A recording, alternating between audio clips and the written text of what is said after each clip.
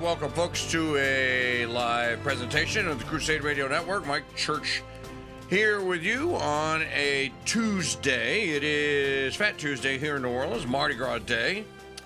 And tomorrow is, of course, Ash Wednesday and the start of Lent.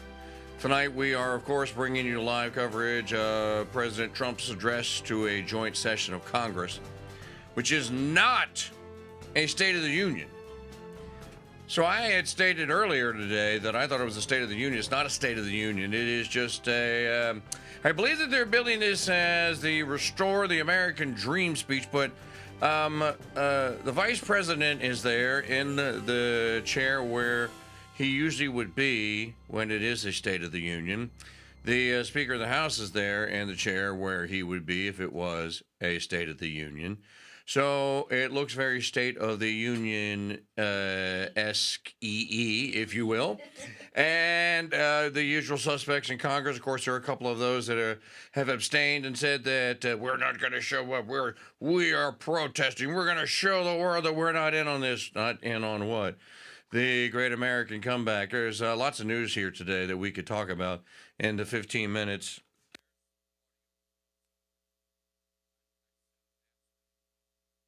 That we could talk about as we run up to what we are going to broadcast here tonight. I think that the funniest thing that has happened, though, is that the Democrat Party has been basically reduced to elementary school children. I mean, this isn't even funny anymore. These people are supposed to be responsible, respectable, wise, and sagacious members of the third estate. I mean, they're supposed to be running things. Well, do you think back a couple of years ago, they were running things.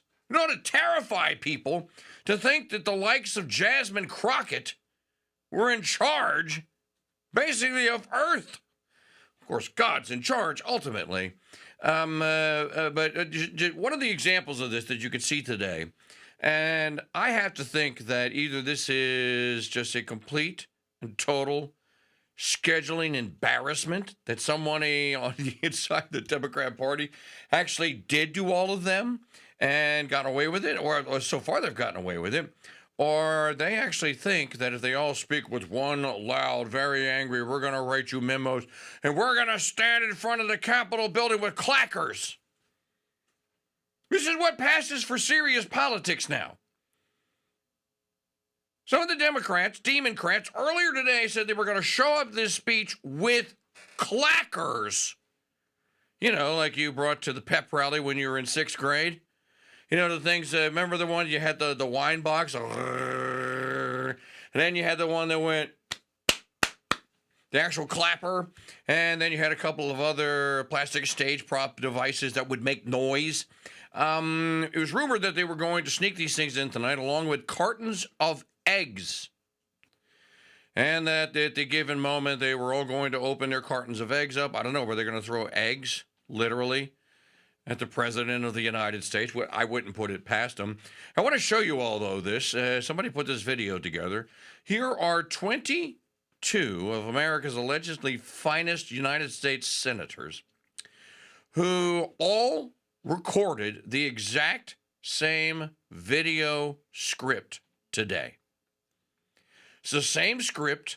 It's the same little excerpt from President Trump saying something, all holding the first, is this your first go? Is this your first run at TikTok, sweetheart? No, hold the microphone there. No, not there. No, but that's right, below your chin. Hold it there. Okay. Now, give me your best, sweetie. This is literally, this is beyond embarrassment. It's almost scandalous. It's so stupid. They all released the videos within an hour of each other, and they all say the exact same thing. You can see on your screen right now. Go ahead and cut to the still shot, Maggie, if you would. Thanks to Maggie for coming in and working tonight. It's been a long Mardi Gras day here for us. Ash Wednesday is early tomorrow morning. We have a 7 a.m. mass call. You can see it on your screen there. You might think that we just cut and pasted 22 images of President Trump. That's not what happened at all. Those are 22 separate videos, all posted all on the pages of United States senators. It's almost like you're in a Batman movie and this is the Joker's work. Except I think the Joker would have actually made it funny. Okay, here you go. Watch. When I win, I will immediately bring prices down starting on day one.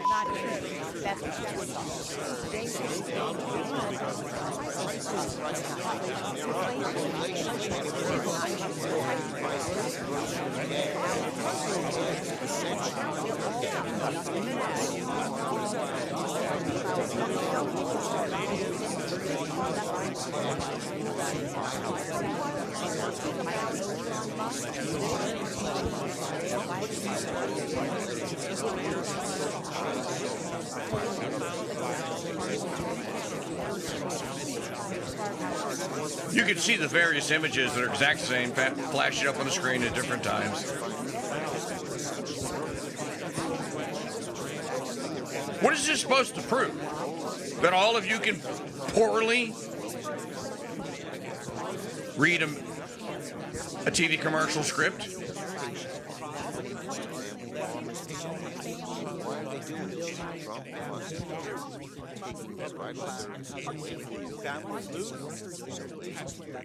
These guys are slow. Okay, you're slow, okay? That's just the truth. It's the truth. And that is the truth. Okay, so they all read at their own speed, the exact same script, exact same still images, exact same insert clips, exact same intro clip, and they all released them within about 3 hours of each other on their various social medias today. All in outrageous. We're going to stand in front of the Capitol and we're going to invent new dance numbers for tomorrow. By the way, you can see right there. Cut to the screen. Cut to the shot of Congress. See in your top right hand corner. See all that pink and white? Or is that red? I think it's pink and white. They said we're going to wear pink and white in a show of solidarity and protest against this Trump. This is. Why didn't they wear Ukraine colors? I think that there's a message or a theme to what it is that they're wearing. I believe that we may be getting underway here. Let's check the audio. Dean of the Diplomatic Corps. So they're doing the various introductions here today, but these people that are acting as these elementary school children, these clowns, are you got to think a couple of years ago they were running the world, and I think that's the major takeaway. By the way. The president has invited all manner of America's everyman, working men and women. I'm not sure how little Ben Shapiro and Matt Walsh got in there and what they are representative of, but they are there. Riley Gaines is there. Corey Comparatore's widow is there. This looks like a State of the Union to me. Maybe he changed the name of it. You know, I said this earlier. Somebody asked me earlier, if he's giving a State of the Union, does he have to give it in Congress? Does he have to go to Congress? Because they're threatening to throw eggs at him. And I said no. All it says in the Constitution is that he shall deliver to the Congress a State of the Union reporting on the affairs. I forget how it's worded. You know, Thomas Jefferson only for his first State of the Union, he went. But Jefferson and Washington and Madison, all the early presidents delivered their State of the Union addresses in writing. They just wrote them and sent them down the street to the Capitol building, and somebody may have read them aloud, but you don't have to go. My point is that he could do the State of the Union from Mar-a-Lago if he wanted to. He could do it from the White House. He could do it from the East Room. He could do it anywhere in there that he wants to. Doesn't have to do it in any particular order, and he doesn't have to do it from any particular location. There's nothing that says that has to actually occur. So we're just a minute or so away, or a couple of minutes away from Trump actually making his grand entrance. I wonder if the Democrats are going to boo him. These are members of, I guess these are judges. That looks like John Roberts. Yeah, that is. There's Roberts, there's Kavanaugh, there's boatloads of federal money. Atlantic Kagan, there's the notorious ACB. Not sure. Is that Anthony Kennedy? Why is he there? He's not a judge anymore. So they're all gathered here, and we'll cut live to the Oval Office or to the joint session of Congress. And again, this is not billed as a State of the Union, so I don't know that it is or that it isn't. Yeah, that's pink that they're wearing. Jason, Dick, we were just watching this. Play the other soundbite that we have from earlier while we're waiting, because a lot of stuff is going on today. We could probably play soundbites for the next 20 minutes. What's the other one that you said you have? Yeah, let's hear from one of the She's wearing pink. one of these superstar Democrats who will, I guess, be speaking afterwards tonight. Here you go. I want to make clear that when we hear the stories of the economic impact, these are stories that are impacting all of us. It's not just women. Unfortunately, we had an opportunity to have a woman lead this country, and I promise you she would have led us to the promised land. But instead, we got somebody that seems like he want to take us to hell and back again. But I'm trying to tell y'all that we, the women of the DWC, will not stand for that. We will not stand for that, because we're going to take you to the promised land.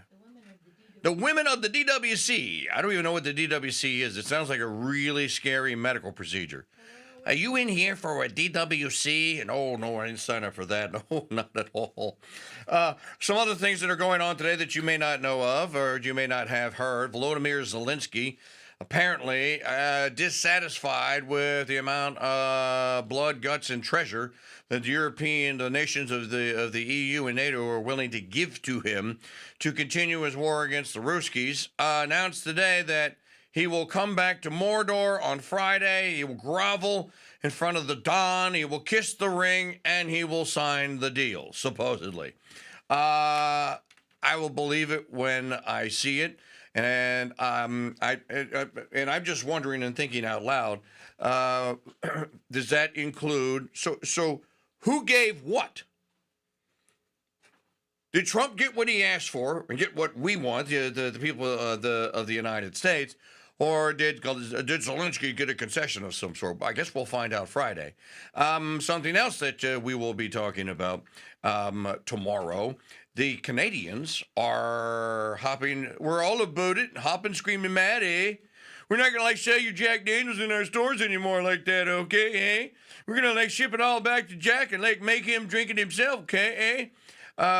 It was funny because Justin Trudeau came on and threw a hissy fit on international television and said that we're going to withdraw Canadian support for Canadians who will no longer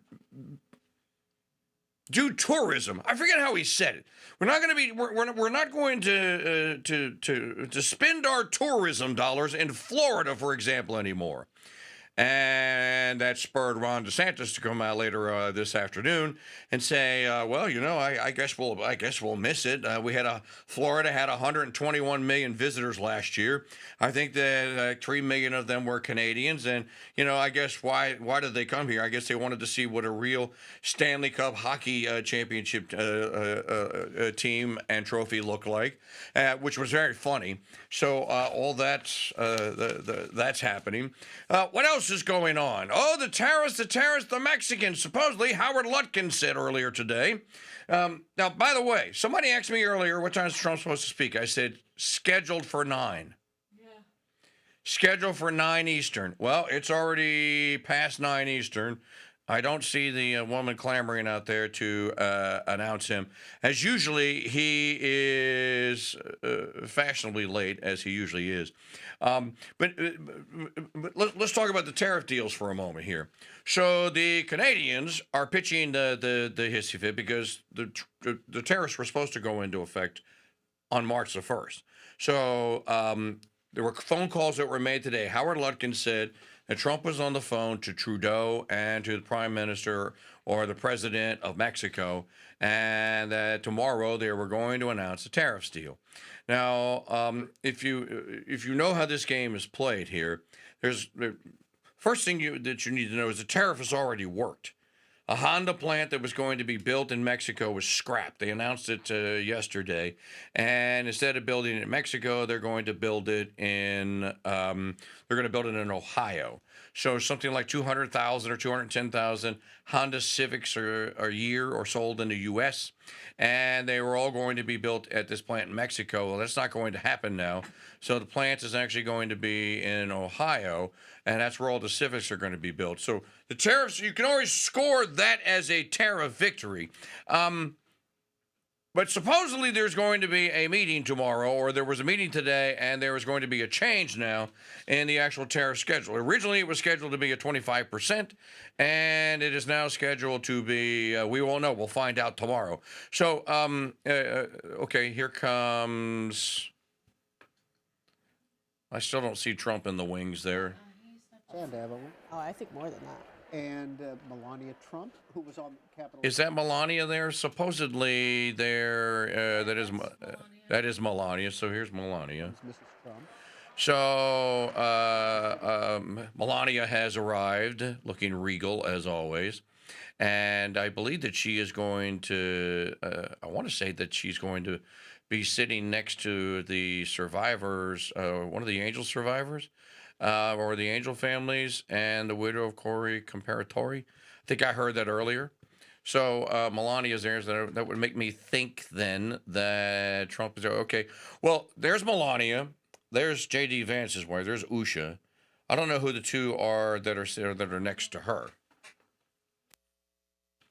They don't look familiar. There were some questions about how much she would be in. They keep showing Ben Shapiro.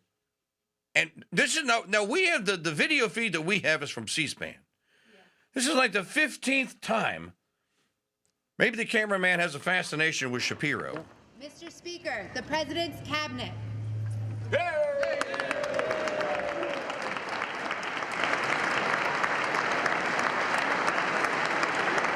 There's little Marco. It sure looks like a State of the Union address to me.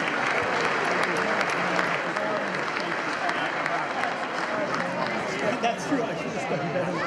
There's Rubio. There's Senate.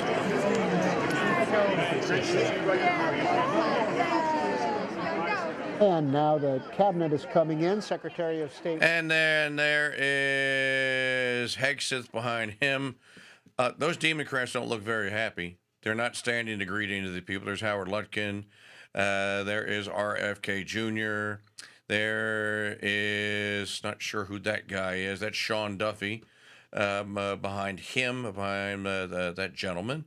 That's Kristi Noem back there. That's Lee Zeldin. And again, there's like 30 cabinet secretaries. I should know all of them. There's Pete Hegseth on the main camera there. There's shifty melonhead Adam Schiff. If you're watching this, don't be alarmed, folks. There is Big Dick Durbin. By the way, did you see that Alexander Vindman called on Trump to resign tonight? And he went on the bottomed out and completely washed up Jim Acosta, the new Jim Acosta podcast. And on the Jim Acosta podcast, he said, well, I'm calling for President Trump to resign after what he's done towards people in Ukraine. By the way, the people that you have known all these last 3 years that have lost their minds with the blue and gold of Ukraine and have put it all over their social medias and what have you, most of them finally realized they had been had. Most of them removed all of that. The ones that didn't, you now know, because they're out there and they're rapping, are you going to pay? Are you going to replace all that's been lost in Ukraine? Somebody was on Twitter earlier today that was basically accusing people that want an end to the war. So if you want an end to the war, you're a Russian shill. Somebody accused Trump of being a Russian double agent. I actually saw this. A Russian double agent. So this is the same game that we had 8 years ago. This is Russia, Russia, Russia all over again. But nobody wants to play it. I don't want to play it. I'm sure President Trump doesn't want to play it. I don't know anyone in the broadcast media that wants to play it. Somebody asked me the other day, don't you get tired of talking about it? Yes, I get tired of it. You honestly think that we want to come in here that this is what we want to talk about every day? But I don't think people are buying it this time. But by the by, and this is something that you can look up on your own. You look up on commodities prices. And because the Democrats are out there talking about, he promised that prices were going to be reduced. We're already 30 days in, and he hasn't fixed the mess that we left him yet. We're 30 days in, so it's an acknowledgement of their destructiveness, and that they left it there almost like a booby trap for him to fix. You know, that reminds me, and I hadn't talked about this previously, but I know the primary reason now for why the Democrats are losing their minds over Doge. And, you know, we could talk about this all night long. There is another federal judge today blocked another executive order, and this one is from like the first day. Another executive order that Trump had written, and that bars payments to hospitals that are doing ideological DEI therapy and training or whatever. And I didn't read the whole thing. So the judge comes in and restores the payment pending an outcome across the United States. You now have, and I forget the count, I saw it earlier today, it's well over 100 cases. For every executive order, there's like 10 lawsuits to try and stop it here. Ultimately, the guys that are in that room tonight, the Supreme Court, are ultimately going to have to step in and step up, and they're going to have to stop this foolishness. Or there actually is going to be this constitutional crisis that they keep ranting and raving about. But let me tell you, in the little bit of time that we have before Trump makes his grand entrance. By the way, 9 minutes past the hour here. So for the people that were asking me earlier, what time was this supposed to start? And I said it was supposed to start at 9 Eastern, and that he's always late. Campaign events, sometimes it'd be an hour and a half, 2 hours late. He may actually be in the building this time, so we may get started in the next 15 minutes as soon as the cabinet members can stop shaking hands and sit down. Here's the main reason, though, why the Democrats have to stop Doge. And they have to. Right now, too, with this measles outbreak kind of going back and forth between whether or not he should be promoted. Yeah, I don't see that. We are live, aren't we? Okay, our feed is live. I haven't seen that Trump has made it on the C-SPAN feed. He's not in the room yet.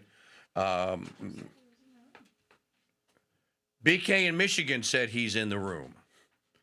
I'm just reading the chat room. Here's why they can't. They have to. And literally, they have to stop it. You got to remember that the Democrat Party, let's just say that there are between direct government employees and contractors and what have you, that I'm going to use a round number. Let's say there's 10 million of them. And I don't know what the number is. I was going to throw a round number out, 10 million. Let's say there's 10 million. If there's 10 million of them and 90% of them are Democrats, which the last time there was a poll was 89%, here's why they can't let the thing be dismembered. Those people are all paid, many of them very well. Do you know what they do with a portion of what it is that they are paid? They donate it back to the Democrat Party. They vote Democrat. They are the most reliable voting bloc on Earth, probably in the history of Earth. So, just using a round number, you got 9 million people, 9 million out of 10, so 90%. You got 9 million people that are receiving somewhere between $80,000 and $250,000 a year, and they funnel basically a portion of that back into. So the Democrat Party then is at least being partially funded by all of those federal bureaucrats that just basically kick back tax revenue and kick it back in to one of the two political parties. You take that away. First of all, you take away the power of 9 million votes. Then you take away the power of 9 million, of course, they won't get all of them, of however many millions of contributors, direct or indirect, to the Democrat Party. Dude, that's a kneecapping. That is a massive kneecapping. You know what I saw today? I saw that Scott Pressler has moved his operation to New Jersey. They are canvassing voters in New Jersey because they think that New Jersey is the next Pennsylvania and that New Jersey is the next state that's going to flip red. Okay, so we're 12 minutes in. It's 12 past now. And we still don't have the Donald is still not in the house. I think you're live. I don't think he's there. He's not. Why is BK? Where is BK watching it? I don't know where you guys are seeing that Trump is here. We have 3 televisions, 3 screens, and 3 networks, and I don't have Trump on any of them. At the Capitol, but he's not. He's in the building. Yeah, He's in the he's in the building, but he's not actually there. J.D. Vance said something today that, wait a minute. Okay, Johnson just banged the gavel. Mr. Speaker, the President of the United States. Finally. Woohoo! Thanks for joining us here on the Crusade Radio Network. I'm Mike Church, your host. We'll turn it over to POTUS 45 and POTUS 47 now. It'll take him 10 minutes to get down that.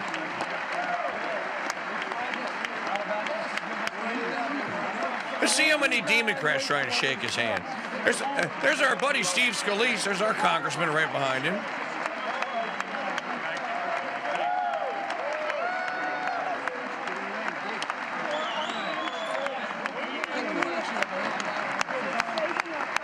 There's Bunny Bobert.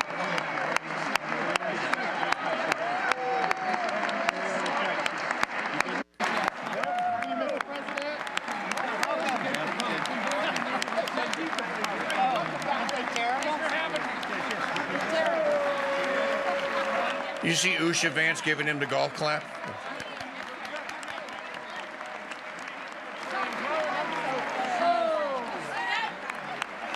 What's that?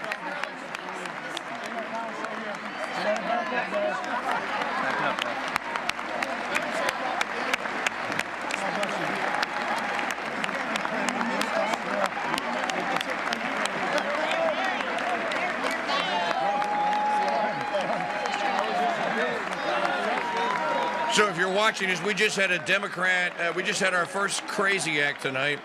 A Democrat that had a sign that said, "This is not normal," tried to stick it in the face of the President of the United States. And one of the Republicans from the other side of the aisle, just in a Superman move, just dove across the aisle and grabbed it out of her hand and spiked it on the floor.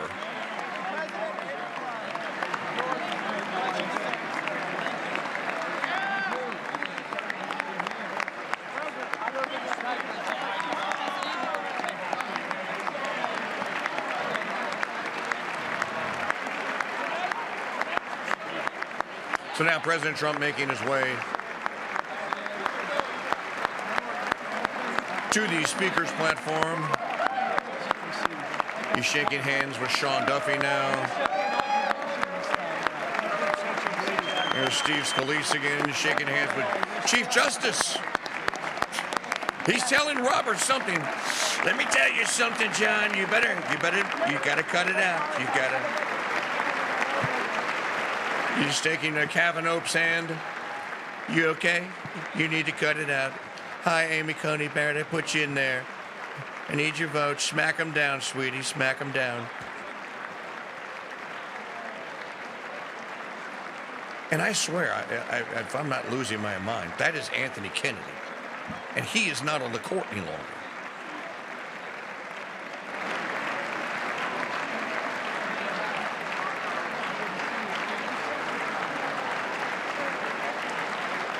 There's the Joint Chiefs of Staff dudes, where all the ribbons and medals on their lapels. And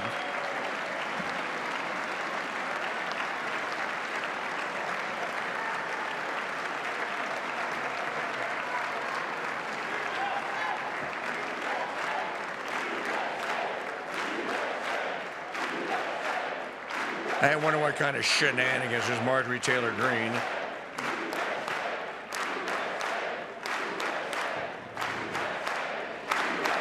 All right, Trump has finally arrived. He's taking the dais. Okay, Bob, now you can say he's in the House.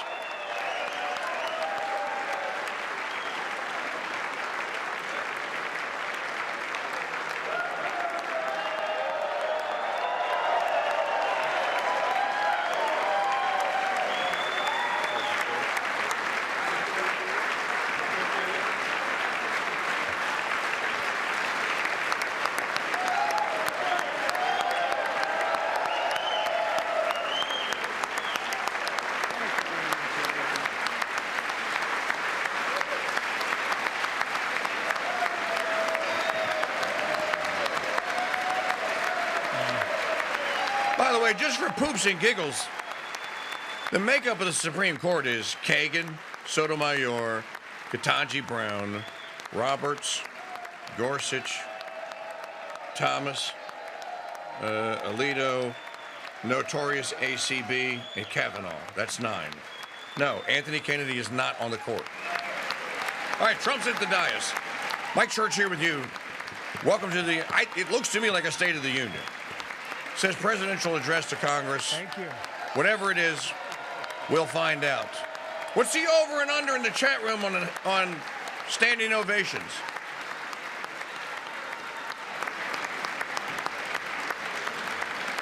That's Riley Gaines standing next to Matt Walsh. Thank you very much. Thank you very much. It's a great honor. Thank you very much. Speaker Johnson, Vice President Vance, the First Lady of the United States,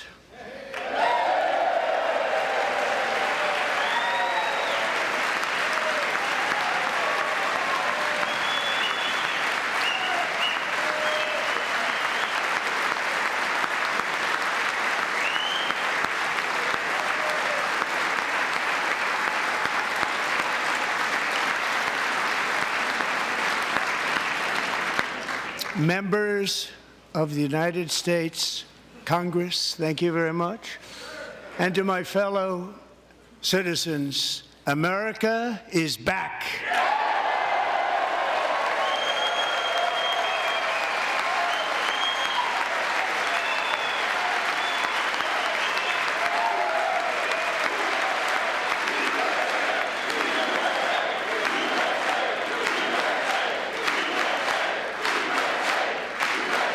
Okay, that's one. One standing O. 6 weeks ago, I stood beneath the dome of this Capitol and proclaimed the dawn of the golden age of America. From that moment on, it has been nothing but swift and unrelenting action to usher in the greatest and most successful era in the history of our country. We have accomplished more in 43 days than most administrations accomplished in 4 years or 8 years, and we are just getting started.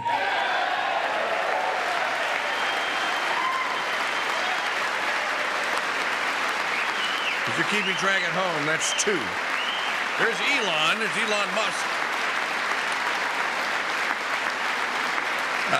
Welcoming all of you joining us. Mike Church here with you on the Crusade Radio I return Network. to this chamber tonight to report that America's momentum is back, our spirit is back, our pride is back, our confidence is back, and the American dream is surging bigger and better than ever before.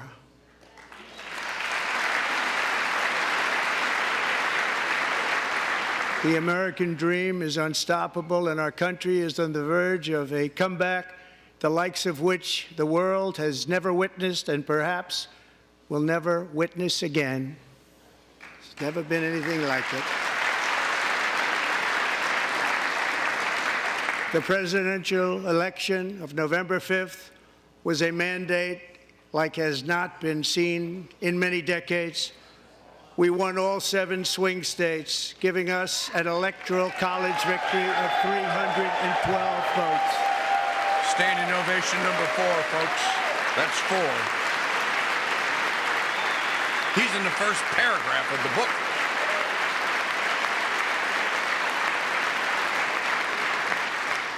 We won the popular vote by big numbers and won counties in our country. Oh, here they come.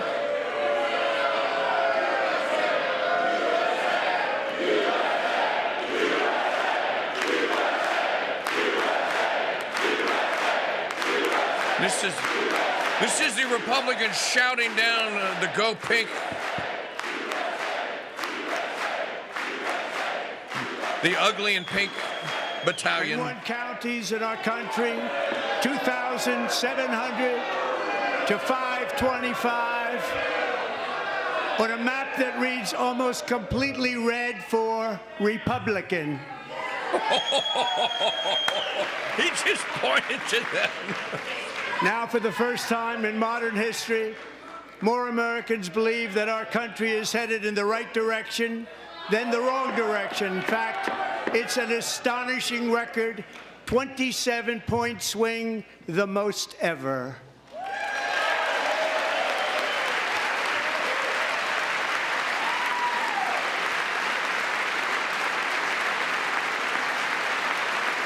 There's Tom Homan. Newt Gingrich seated right behind Tom Homan.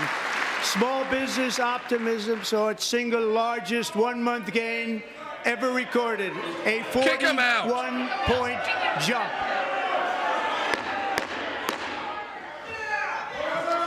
Members are directed to uphold and maintain decorum in the House and to cease any further disruptions. Get out. That's your warning. Oh, shut up.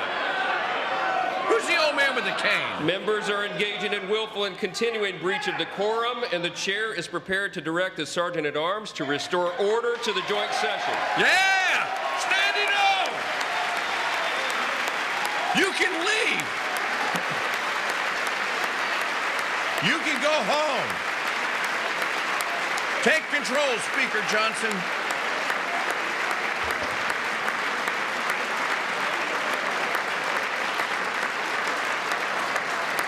Mr. Green, take your seat. Take your seat, sir. Take your seat. Following members continue to engage in willful and concerted disruption of proper decorum, the chair now directs the Sergeant-at-Arms to restore order. JD's going, throw him out! Throw him out! This gentleman from the chamber. The Secret Service has Al Green with his cane. Oh, the Democrats are going to be low, folks. This is so glorious. They are going to be losing it. He had elected members of Congress removed from our House. Look, they're going to tell him, dude, just sit down. Oh, he pointed back at Trump and just cursed him.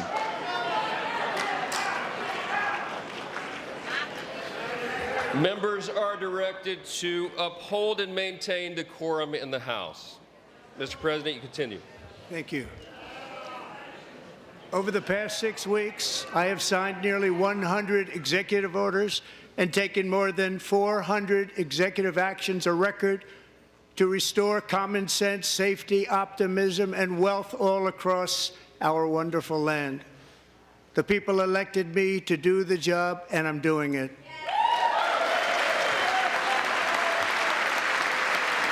That's 5.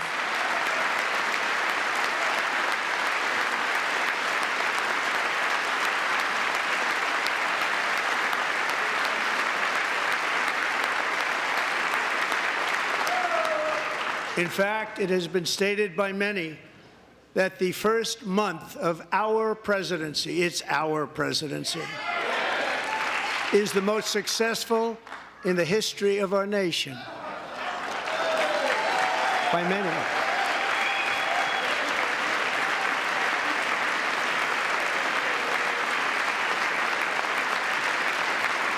And what makes it even more impressive is that, do you know who number 2 is? George Washington. How about that? How about that? I don't know about that list, but we'll take it. Within hours of taking the oath of office, I declared a national emergency on our southern border and I deployed the U.S. military and Border Patrol to repel the invasion of our country. And what a job they've done. As a result, illegal border crossings last month were by far the lowest ever recorded, ever.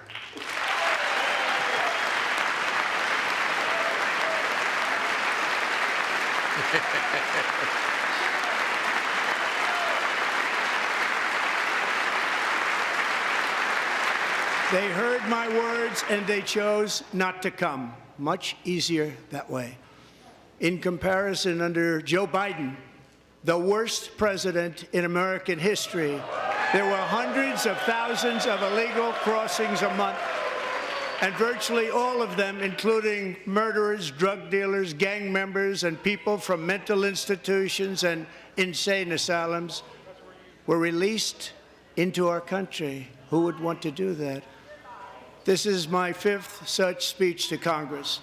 And once again, I look at the Democrats in front of me, and I realize there is absolutely nothing I can say to make them happy or to make them stand or smile or applaud. Nothing I can do.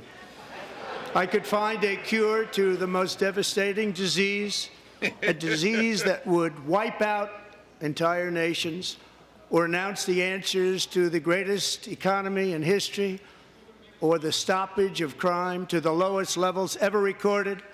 And these people sitting right here will not clap, will not stand, and certainly will not cheer for these astronomical achievements. They won't do it, no matter what. Five times I've been up here. Call them out, Trump. It's very sad. Oh, it's coming, folks. And it just shouldn't be this way. It's coming, folks.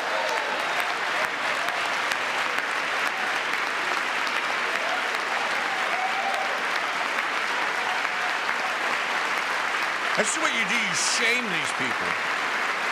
I wish Al Rushmore was alive because they illustrate absurdity by being Democrats absurd. Sitting before me, for just this one night, why not join us in celebrating so many incredible wins for America? Oh, for the good of our nation, let's work together and let's truly make America great again. Now, folks, this is... Look at Nancy.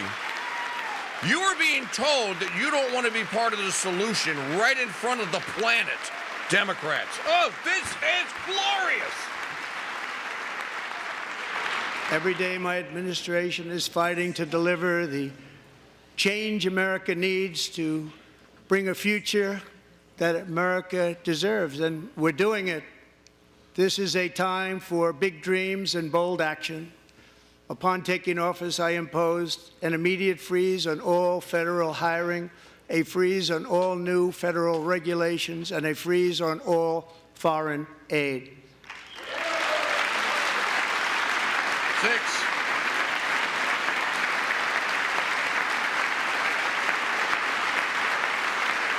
I terminated the ridiculous Green New Scam. I withdrew from the unfair Paris Climate Accord, which was costing us trillions of dollars that other countries were not paying. I withdrew from the corrupt World Health Organization.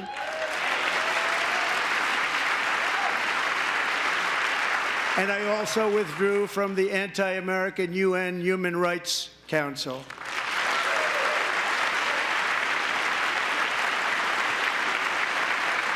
We ended all of Biden's environmental restrictions that were making our country far less safe and totally unaffordable.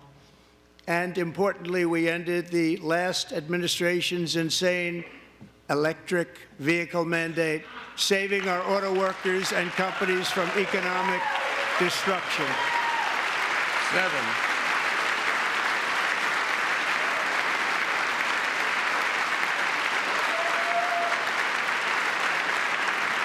To unshackle our economy, I have directed that for every 1 new regulation, 10 old regulations must be eliminated, just like I did in my very successful first day.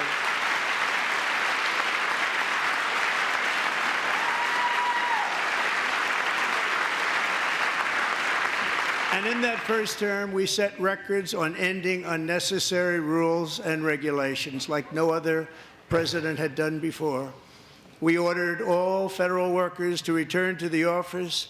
They will either show up for work in person or be removed from their job.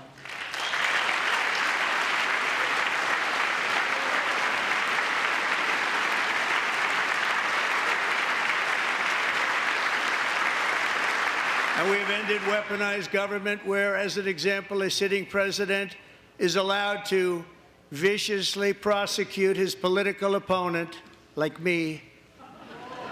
How did that work out? Not too good. Not too good. Oh, he did not. Oh, he did not. Yes, he did.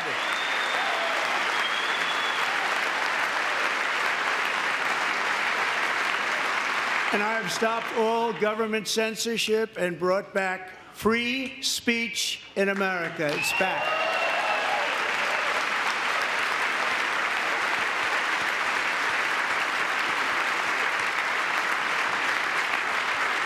And 2 days ago, I signed an order making English the official language of the United States of America.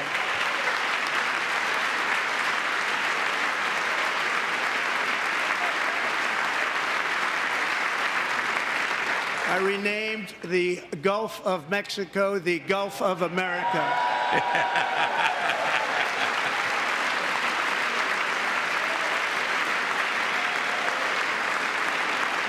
And likewise, I renamed, for a great president, William McKinley, Mount McKinley again. Yeah, get your stupid Denali out of here.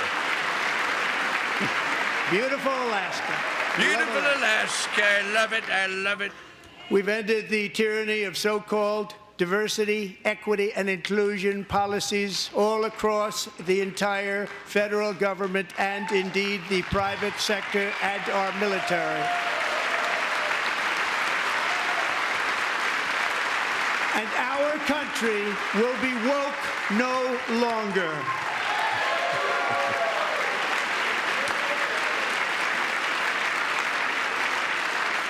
We believe that whether you are a doctor, an accountant, a lawyer, or an air traffic controller, you should be hired and promoted based on skill and competence, not race or gender. Very Yes, we important.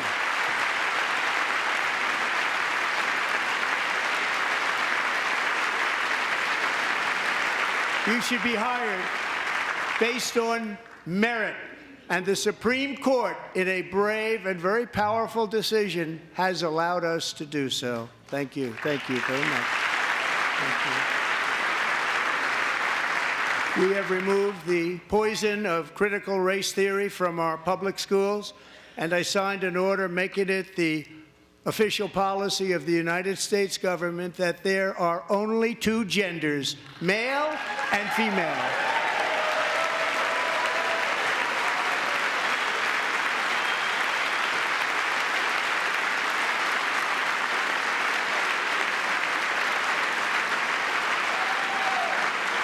I also signed an executive order to ban men from playing in women's sports.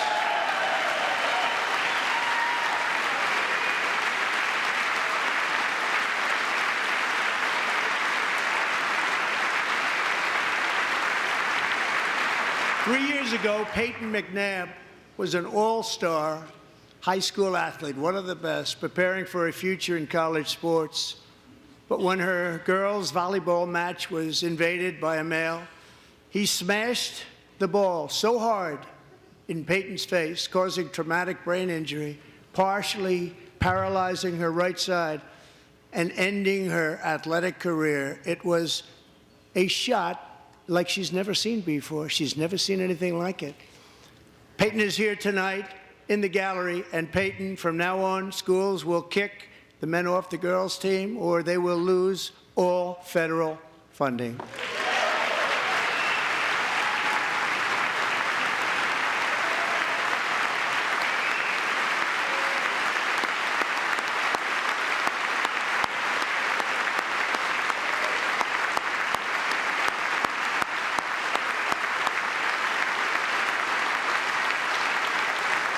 Folks, the Democrats are going to have nightmares about this speech for decades.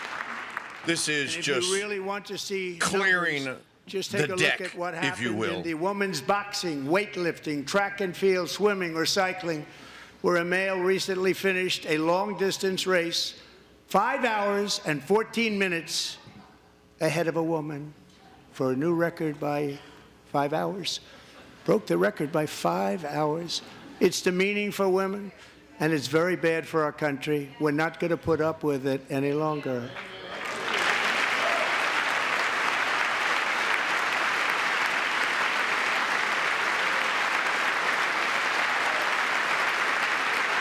Nazi Pelosi is just stewing, folks.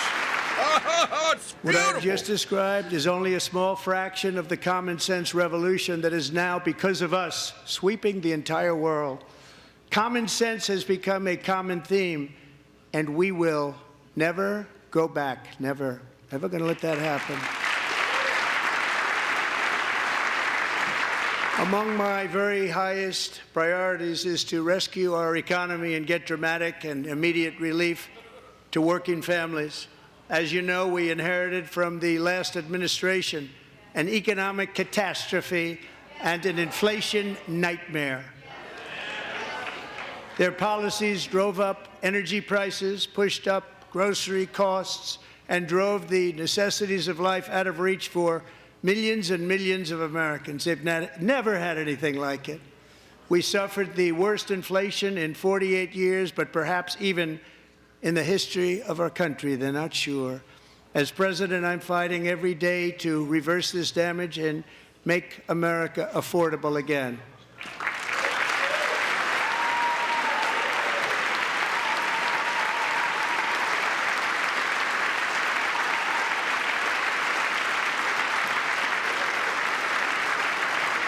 Joe Biden especially let the price of eggs get out of control.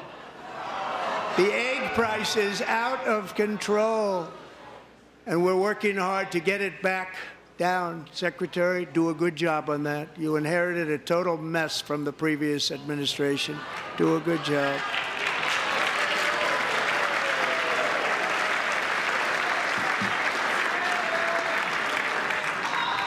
Somebody with a focus resist of our shirt fight just to got defeat escorted inflation is out. rapidly reducing the cost of energy. The previous administration cut the number of new oil and gas leases by 95%, slowed pipeline construction to a halt, and closed more than 100 power plants. We are opening up many of those power plants right now.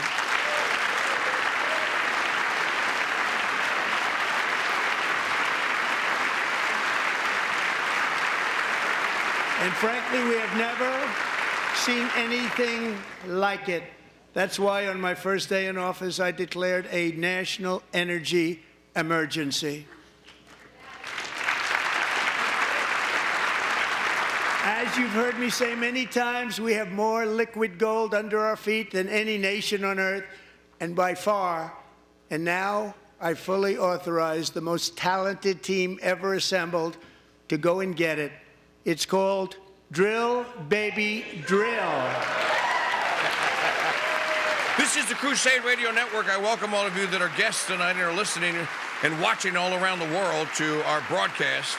Please click the like button and subscribe to our channel, and for extra credit, give us a tip is also working in the on chat room at gigantic youtube.com. natural gas pipeline in Alaska, among the largest in the world, where Japan, South Korea, and other nations want to be our partner with investments of trillions of dollars each. There's never been anything like that one.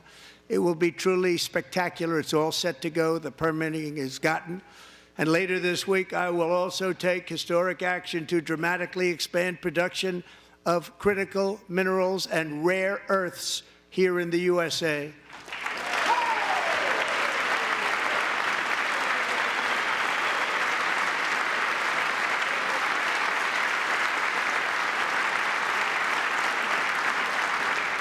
To further combat inflation, we will not only be reducing the cost of energy, but will be ending the flagrant waste of taxpayer dollars. He's getting ready to point to Elon, I bet.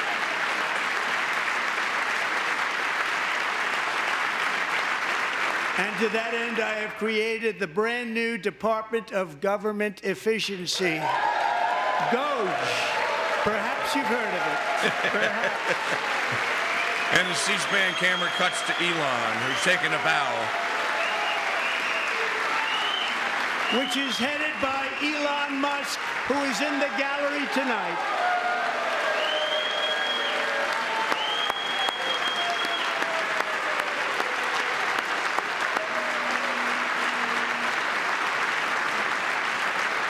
Elizabeth Warren is tweeting. Maggie, go to her Twitter. She's tweeting. She had her phone in her hand. Thank you, Elon. He's working very hard. He didn't need this. We'll get it for you, buddy. He didn't We'll need get it this. for you, listeners. Don't worry. Thank you very much. We appreciate it. Everybody here, even this side, appreciates it, I believe.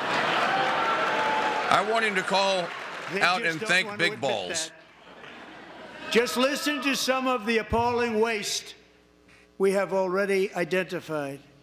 $22 billion from HHS to provide free housing and cars for illegal aliens.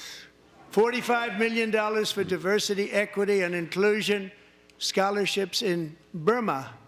$40 million to improve the social and economic inclusion of sedentary migrants. Nobody knows what that is.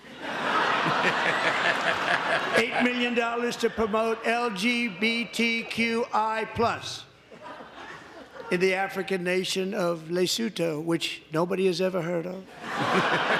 $60 million for indigenous peoples and Afro-Colombian empowerment in Central America. $60 million. $8 million for making mice transgender.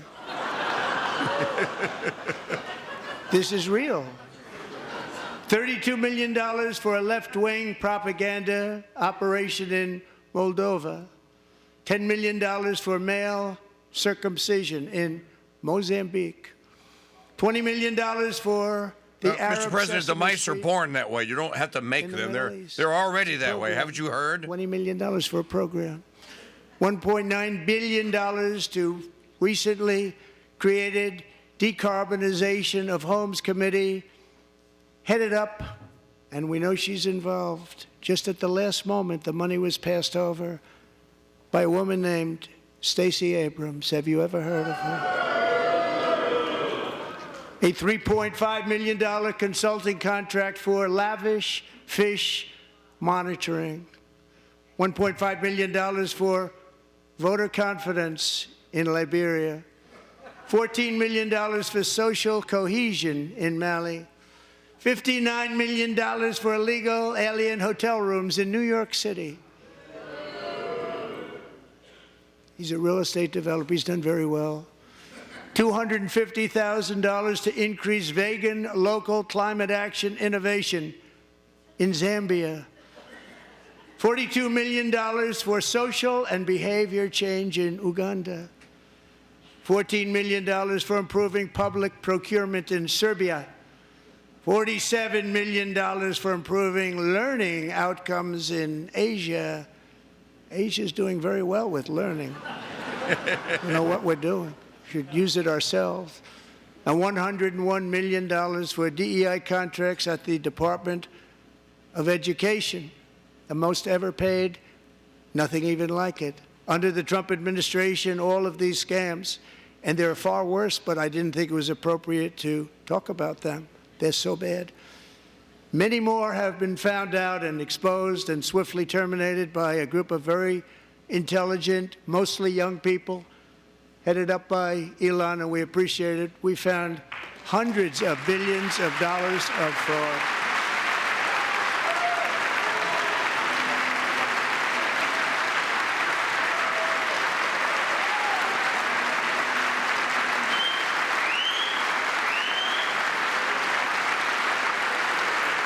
And we've taken back the money and reduced our debt to fight inflation and other things. Taken back a lot of that money. We got it just in time. This is just the beginning. The Government Accountability Office, a federal government office, has estimated annual fraud of over $500 billion in our nation, and we are working very hard to stop it. We're going to. We're also identifying shocking levels of incompetence and probable fraud in the Social Security program for our seniors, and that our seniors and people that we love rely on. Believe it or not, government databases list 4.7 million Social Security members from people aged 100 to 109 years old. I saw the stat today. There's 27 million over 100. 3.6 million people from ages 110 to 119. I don't know any of them. I know some people that are rather elderly, but not quite that elderly. 3.47 million people from ages 120 to 129. 3.9 million people from ages 130 to 139. 3.5 million people from ages 140 to 149. And money is being paid to many of them, and we're searching right now. In fact, Pam, good luck. Good luck. You're going to find it. But a lot of money is paid out to people because it just keeps getting paid, and nobody does, and it really hurts Social Security and hurts our country. 1.3 million people from ages 150 to 159, and over 130,000 people, according to the Social Security databases, are age over 160 years old. We have a healthier country than I thought, Bobby.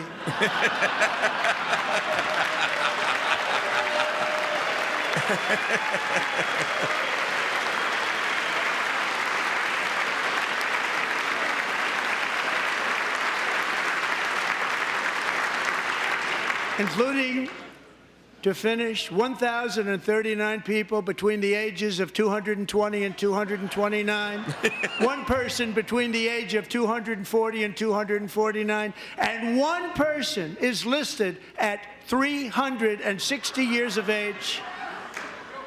More than 100 years. More than 100 years Is that older Biden? than our country. But we're going to find out where that money's going, and it's not going to be pretty. By slashing all of the fraud, waste, and theft we can find, we will defeat inflation, bring down mortgage rates, lower car payments and grocery prices, protect our seniors, and put more money in the pockets of American families.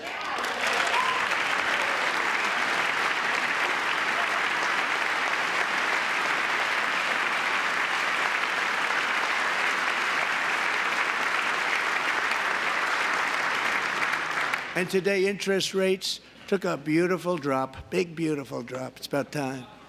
And in the near future, I want to do what has not been done in 24 years, balance the federal budget. We're going to balance it.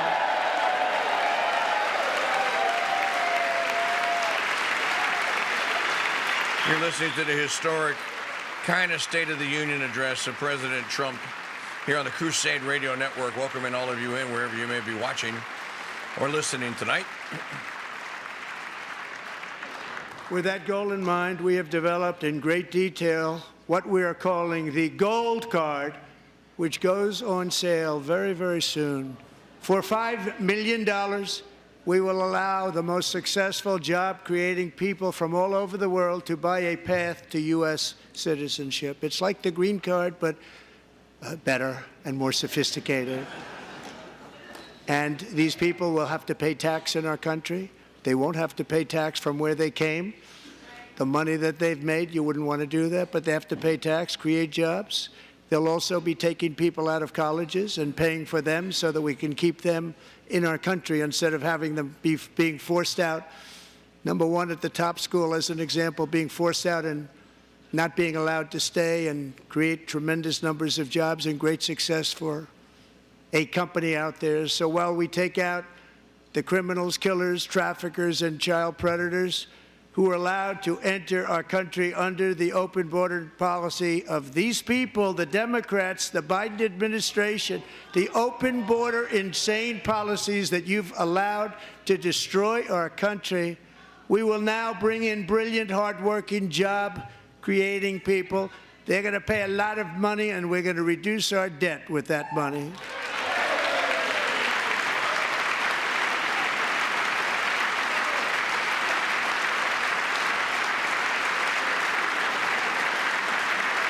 Americans have given us a mandate for bold and profound change.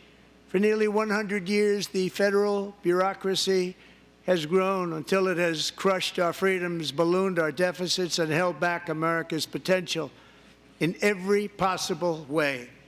The nation founded by pioneers and risk-takers now drowns under millions and millions of pages of regulations and debt.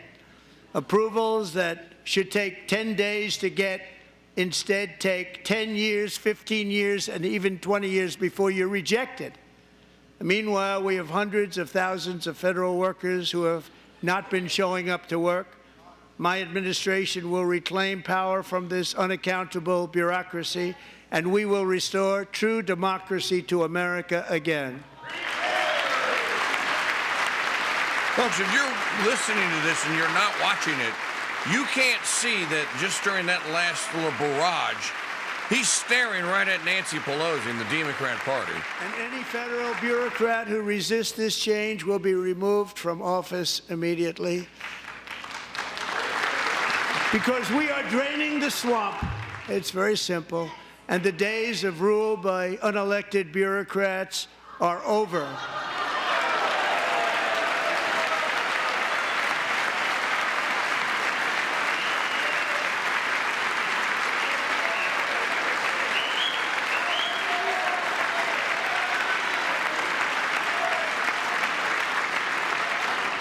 And the next phase of our plan to deliver the greatest economy in history is for this Congress to pass tax cuts for everybody. They're in there. They're waiting for you to vote.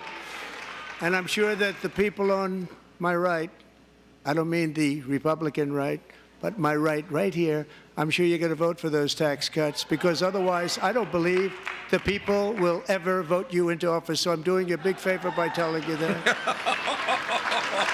But I know this group is going to be voting for the tax. Oh, they had their little false signs up. He lied. He lied. By the way, there's only 14 billionaires in the United States, so all this nonsense about he's going to give it to all his billionaire buddies. He knows all 14 of them. A very, very big part of our plan. We had tremendous success in our first term with it. A very big part of our plan. We're seeking permanent income tax cuts all across the board. And to get urgently needed relief to Americans hit especially hard by inflation, I'm calling for no tax on tips, no tax on overtime, and no tax on Social Security benefits for our great seniors.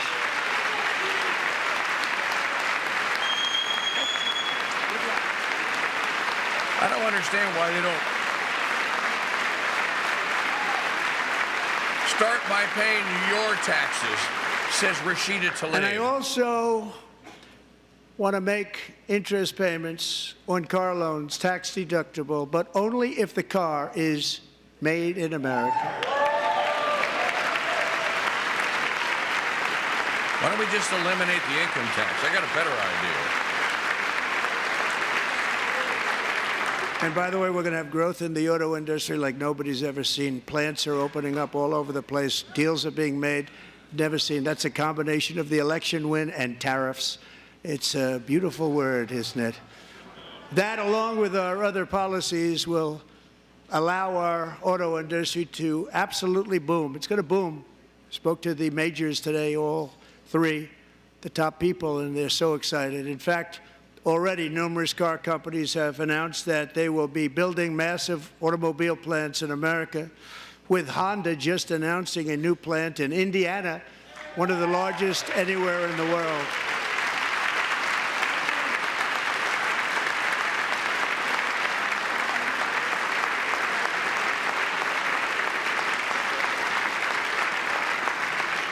And this has taken place since our great victory on November 5th, a date which will hopefully go down as one of the most important in the history of our country.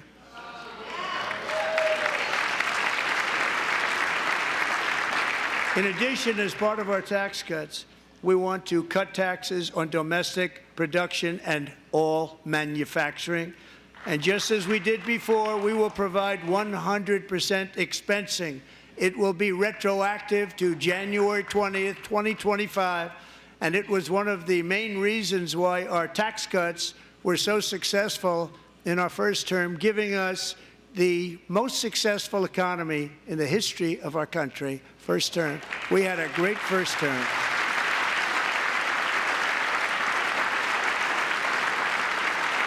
If you don't make your product in America, however, under the Trump administration, you will pay a tariff, and in some cases, a rather large one.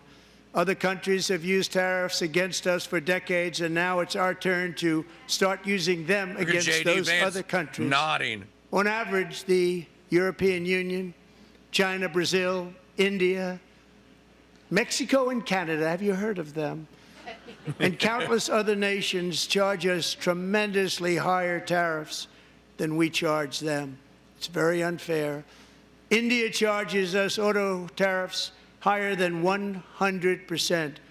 China's average tariff on our products is twice what we charge them. And South Korea's average tariff is 4 times higher. Think of that, 4 times higher. And we give so much help militarily and in so many other ways to South Korea. Stop. But that's what happens. Stop that. This is happening by friend and foe. This system is not fair to the United States and never was. And so on April 2nd, I wanted to make it April 1st, but I didn't want to be accused of April Fool's Day. That's not, just one day cost us a lot of money. But we're going to do it in April. I'm a very superstitious person. April 2nd, reciprocal tariffs kick in. And whatever they tariff us, other countries, we will tariff them. That's reciprocal, back and forth. Trump they tax us, we will tax them. There's Schmuckle Schumer. If they do non-monetary tariffs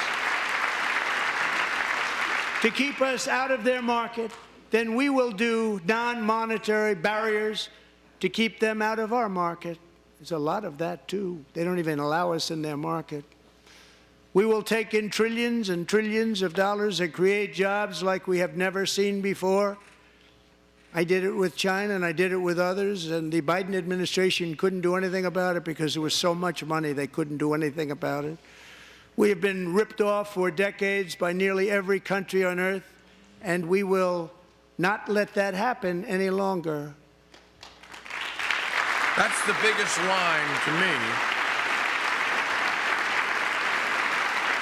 Look, the Democrats are all on their phones looking disgusted. Over the last 3 months about Mexico and Canada, but we have very large deficits with both of them. But even more importantly, they've allowed fentanyl to come into our country at levels never seen before, killing hundreds of thousands of our citizens and many very young, beautiful people, destroying families. Nobody's ever seen anything like it. They are, in effect, receiving subsidies of hundreds of billions of dollars. We pay subsidies to Canada and to Mexico of hundreds of billions of dollars, and the United States will not be doing that any longer. We're not going to do it any longer.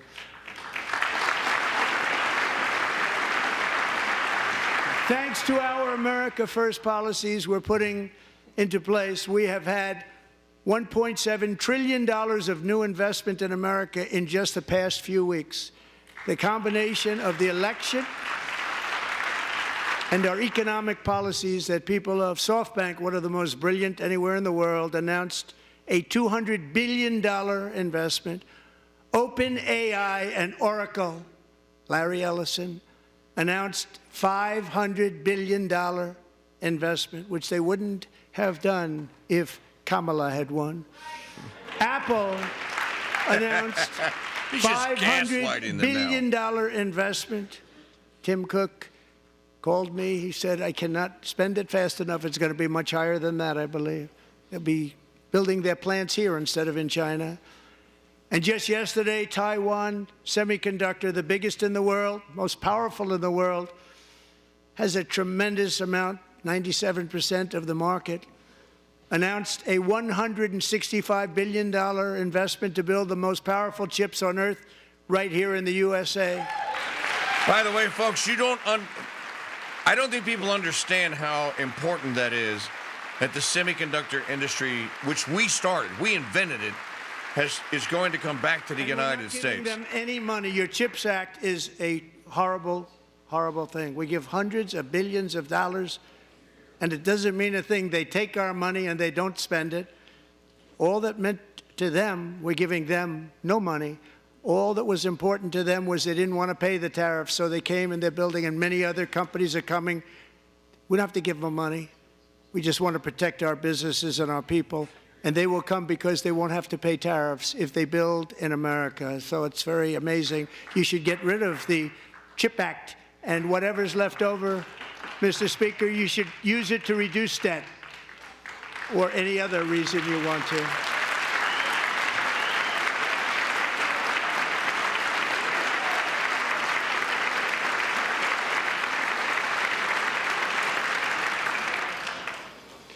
Our new trade policy will also be great for the American farmer. I love the farmer. Who will now be selling into our home market, the USA, because nobody is going to be able to compete with you. Because there's goods that come in from other countries and companies. They're really in a bad position in so many different ways. They're uninspected. They may be very dirty and disgusting, and they come in and they pour in, and they hurt our American farmers. The tariffs will go on agricultural product coming into America, and our farmers, starting on April 2nd, it may be a little bit of an adjustment period. We had that before when I made the deal with China, $50 billion of purchases, and I said, just bear with me, and they did. They did. Probably have to bear with me again, and this will be even better. That was great. The problem with it was that Biden didn't enforce it. He didn't enforce it. $50 billion of purchases, and we were doing great, but Biden did not enforce it, and it hurt our farmers. But our farmers are going to have a field day right now. So to our farmers, have a lot of fun. I love you too. I love you too. It's all going to happen.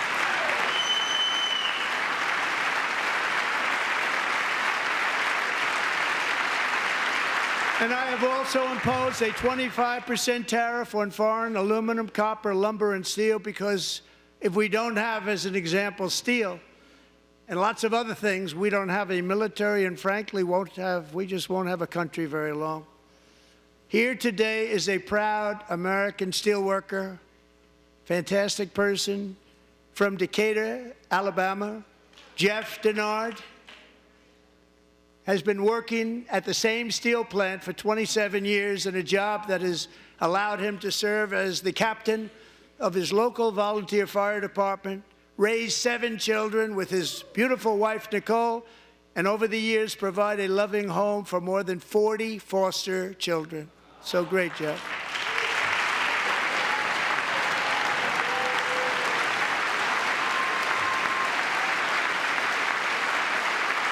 Thank you, Jeff.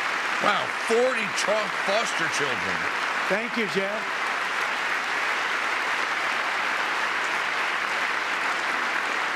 Stories like Jeff's remind us that tariffs are not just about protecting American jobs. They're about protecting the soul of our country. Tariffs are about making America rich again and making America great again, and it's happening, and it will happen rather quickly. There'll be a little disturbance, but we're okay with that. It won't be much. No, you're not. Oh. and look where Biden took us. Very low, the lowest we've ever been. Jeff, I want to thank you very much, and I also want to recognize another person who has devoted herself to foster care community. She works so hard on it. A very loving person, our magnificent First Lady of the United States.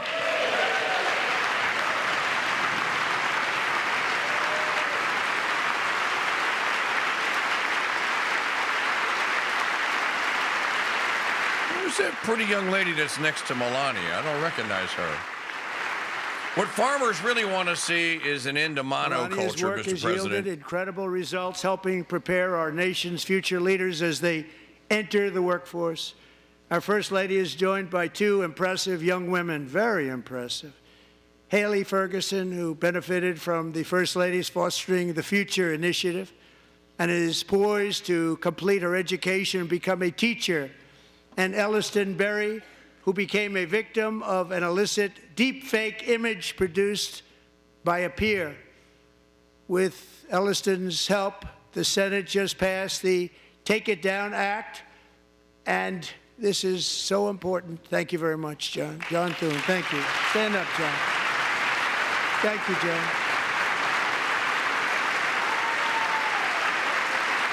Oh, Thank so those you are all foster very much. kids next to Melania. You're listening and watching the Thank coup. you. I think it's the State And of the thank Union you address. to John Thune and the Senate. Great job. To criminalize the publication of such images online is a terrible, terrible thing. And once it passes the House, I look forward to signing that bill into law. Thank you. And I'm going to use that bill for myself, too, if you don't mind. Because nobody gets treated worse than I do online. Nobody. That's great. Thank you very much to the Senate. Thank you. But if we truly care about protecting Americans' children, no step is more crucial than securing America's borders. Over the past 4 years, 21 million people poured into the United States. Many of them were murderers, human traffickers, gang members, and other criminals from the streets of dangerous cities all throughout the world.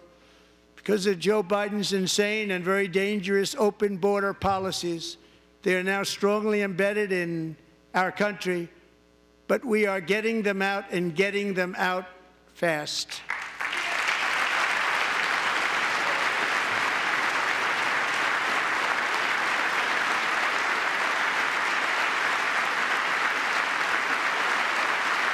And I want to thank Tom Homan and Christy. I want to thank you and Paul of Border Patrol.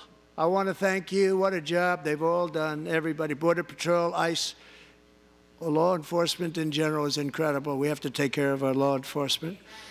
Have to.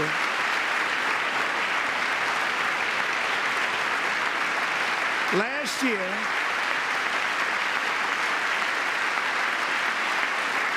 a brilliant 22-year-old nursing student named Laken Riley, the best in her class, admired by everybody, went out for a jog on the campus of the University of Georgia. That morning, Laken was viciously attacked, assaulted, beaten, brutalized, and horrifically murdered. Laken was stolen from us by a savage illegal alien gang member who was arrested while trespassing across Biden's open southern border and then set loose into the United States under the heartless policies of that failed administration. It was indeed a failed administration. He had then been arrested and released in a Democrat-run sanctuary city, a disaster, before ending the life of this beautiful young angel. With us this evening are Laken's beloved mother, Allison, and her sister, Lauren.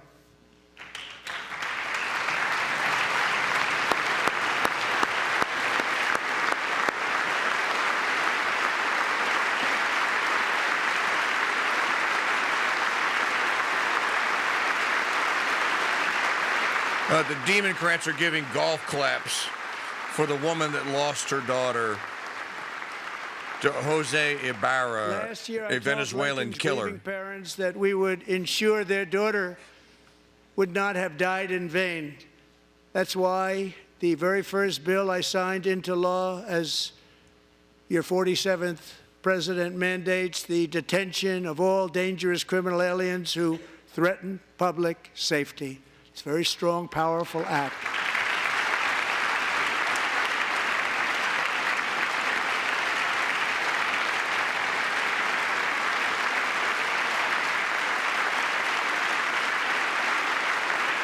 It's called the Laken-Riley Act.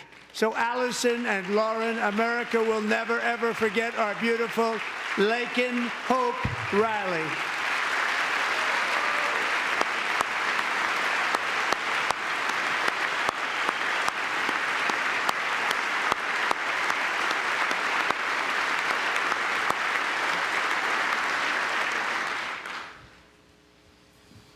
Thank you very much. Since taking office, my administration has launched the most sweeping border and immigration crackdown in American history, and we quickly achieved the lowest numbers of illegal border crossers ever recorded. Thank you.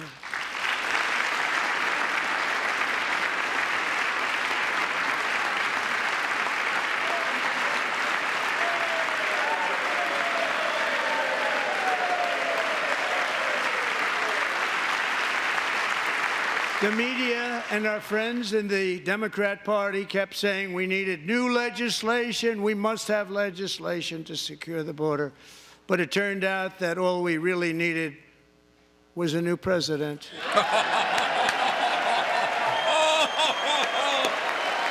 Oh, folks, the greatest gaslight in the history of gaslighting.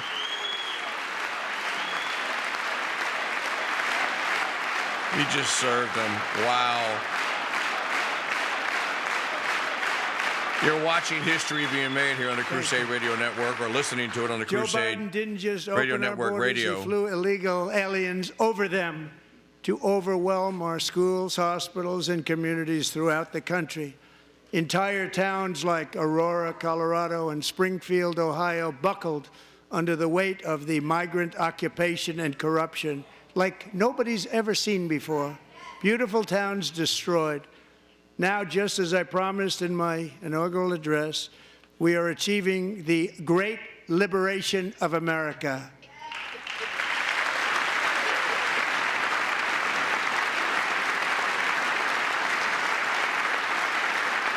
But there still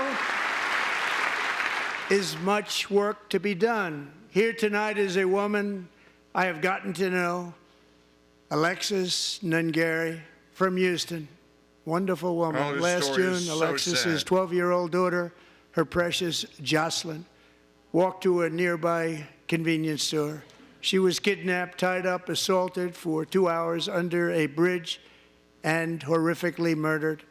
Arrested and charged with this heinous crime are two illegal alien monsters from Venezuela, released into America by the last administration through their ridiculous open border.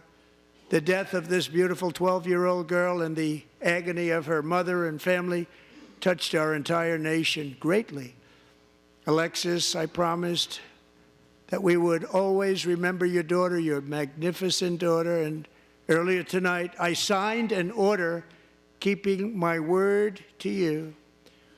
One thing I have learned about Jocelyn is that she loved animals so much. She loved nature. Across Galveston Bay, from where Jocelyn lived in Houston, you will find a magnificent national wildlife refuge, a pristine, peaceful, 34,000-acre sanctuary for all of God's creatures on the edge of the Gulf of America. Alexis, moments ago, I formally renamed that refuge in loving memory of your beautiful daughter, Jocelyn. So, Mr. Vice President, if you would, may I have the order?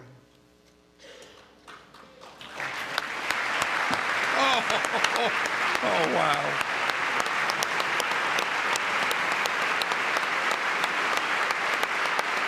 He's showing it to the Democrats first.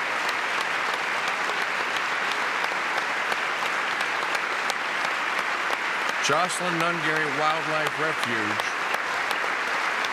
Wow. And they call this guy a monster. He might be the greatest humanitarian All three that ever savages lived charged in the United with States. Jocelyn and Not Lincoln's counting our saints, of murders course, were Saint members of the Seton and Venezuelan Saint prison Mother gang, the toughest Cabrini, gang they say in etc. the world, known as Tren de Aragua. 2 weeks ago, I officially designated this gang, along with MS-13 and the bloodthirsty Mexican drug cartels, as foreign terrorist organizations.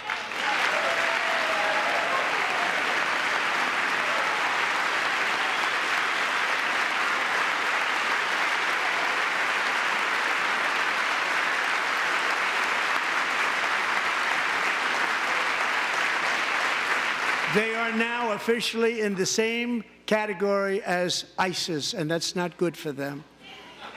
Countless thousands of these terrorists were welcomed into the U.S. by the Biden administration. But now every last one will be rounded up and forcibly removed from our country, or, if they're too dangerous, put in jails, standing trial in this country, because we don't want them to come back ever. With us this evening is a warrior on the front lines of that battle, Border Patrol Agent Roberto Ortiz. Great guy.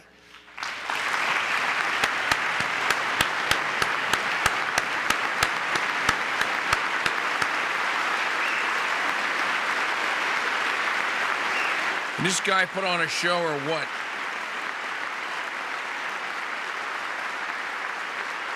And Roberto Ortiz is standing and is receiving a standing ovation. In January, Roberto and another agent were patrolling by the Rio Grande near an area known as Cartel Island. Doesn't sound too nice to me. When heavily armed gunmen started shooting at them, Roberto saw that his partner was totally exposed, at great danger, and he leapt into action, returning fire and providing crucial seconds for his fellow agent to seek safety, just barely. I have some of the prints of that event, and it was not good. Agent Ortiz, we salute you for your great courage and for your line of fire that you took and for the bravery that you showed. We honor you, and we will always honor you. Thank you, Roberto, very much.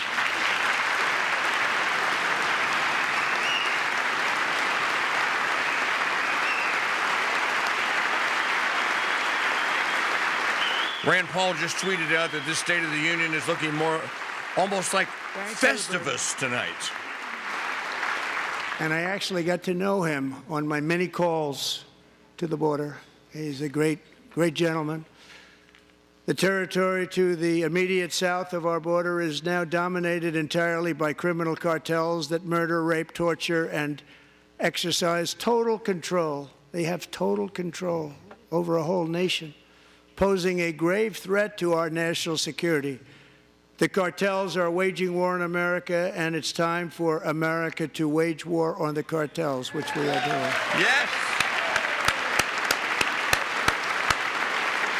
Don't forget, your kind, humble host has been promoting the idea of letters of market reprisal for these creeps since 2014. Mexican authorities, because of our tariff policies being imposed on them, think of this, handed over to us 29 of the biggest cartel leaders in their country. That has never happened before. They want to make us happy.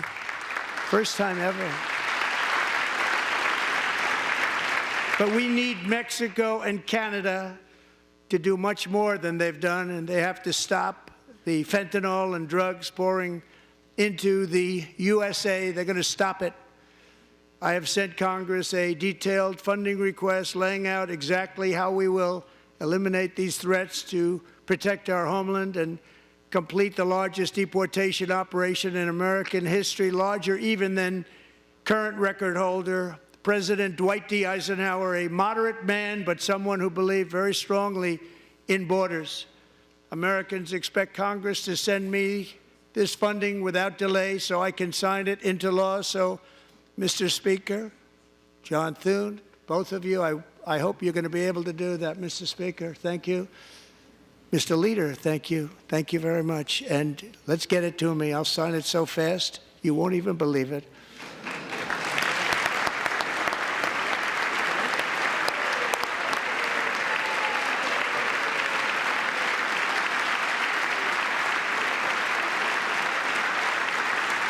And as we reclaim our sovereignty, we must also bring back law and order to our cities and towns.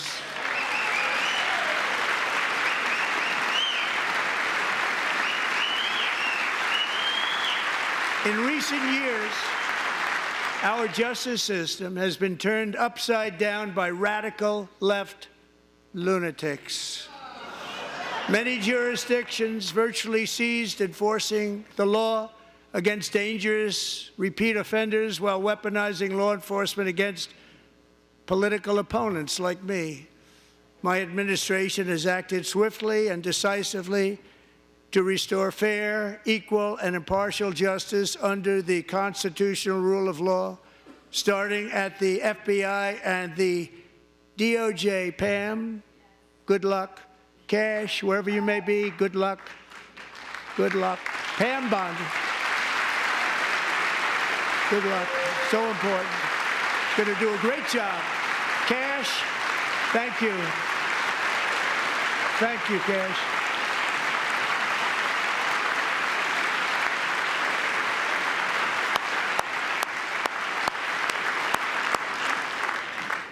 They've already started very strong. They're going to do a fantastic job. You're going to be very proud of them. We're also once again giving our police officers the support, protection, and respect they so dearly deserve. They have to get it. They have such a hard, dangerous job, but we're going to make it less dangerous. The problem is the bad guys don't respect the law, but they're starting to respect it, and they soon will respect it. This also includes our great fire departments throughout the country. Our firemen and women are unbelievable people, and we'll never forget them. And besides that, they voted for me in record numbers, so I have no choice.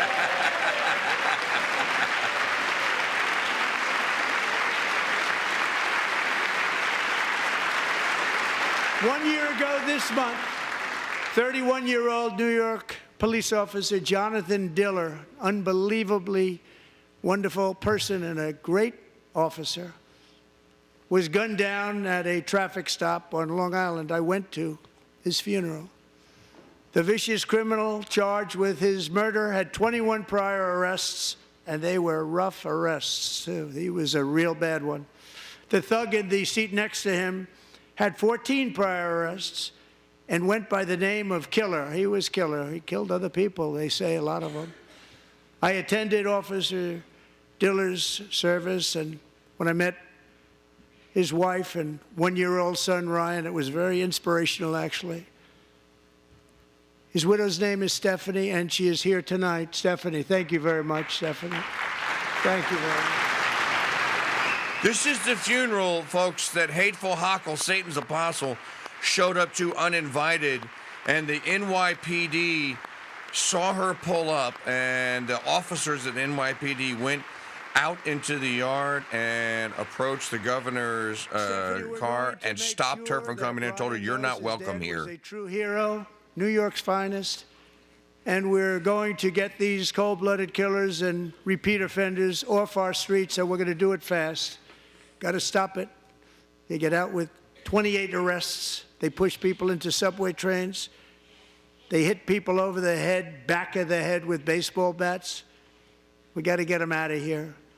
I've already signed an executive order requiring a mandatory death penalty for anyone who murders a police officer, and tonight I'm asking Congress to pass that policy into permanent law.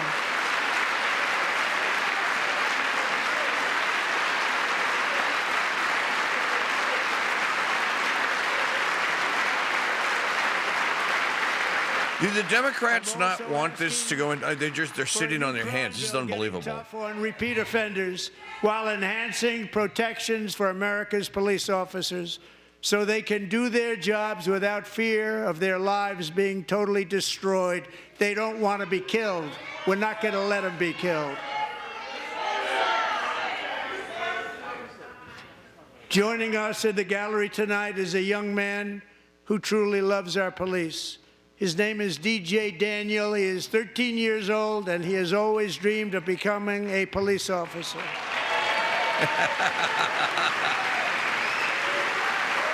He has a police officer's uniform and a badge on. His dad has a Texas jacket on. A jacket made out of the flag of Texas.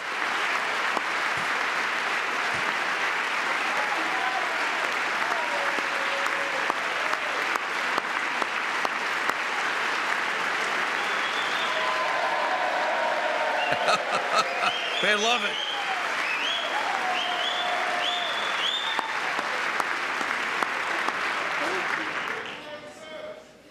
But in 2018, DJ was diagnosed with brain cancer. The doctors gave him 5 months at most to live. That was more than 6 years ago.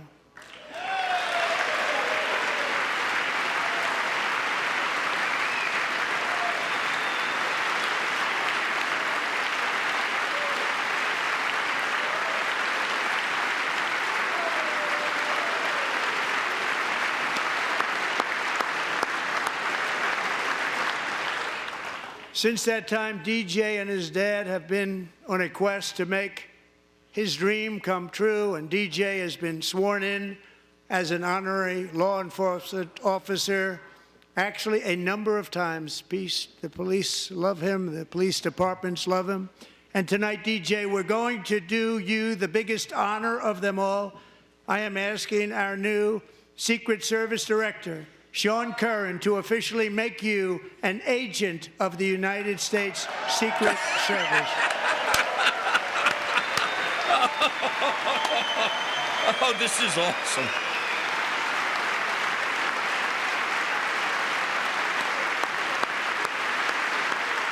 That kid doesn't know what to do. Look, he's got his badge.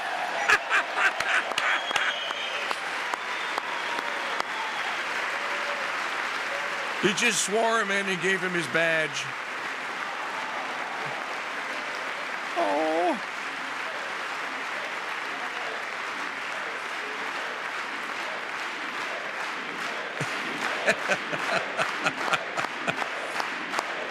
The Democrats are sitting on their hands for this. This is not a good thing to do. DJ's doctors believe his cancer likely came from a chemical he was exposed to when he was younger. Since 1975, rates of child cancer have increased by more than 40%. Reversing this trend is one of the top priorities for our new presidential commission to make America healthy again, chaired by our new Secretary of Health and Human Services, Robert F. Kennedy, Jr.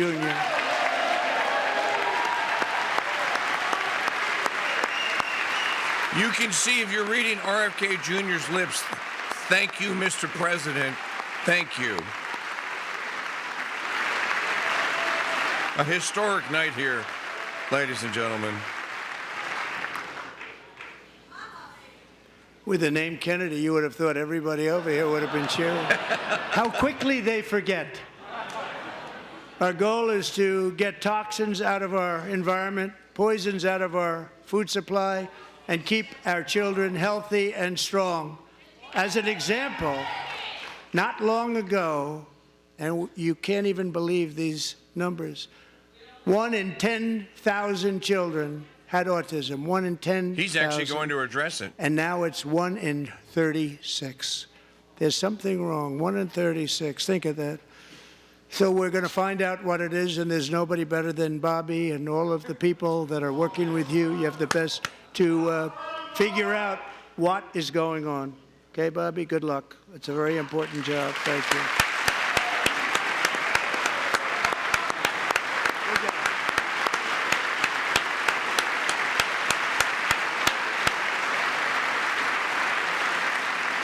Thank you. My administration is also working to protect our children from toxic ideologies in our schools. A few years ago, January Littlejohn and her husband discovered that their daughter's school had secretly, socially transitioned their 13-year-old little girl. Teachers and administrators conspired to deceive January and her husband while encouraging her daughter to use a new name and pronouns. They, them pronoun, actually, all without telling January, who is here tonight and is now a courageous advocate against this form of child abuse. January, thank you. Thank you.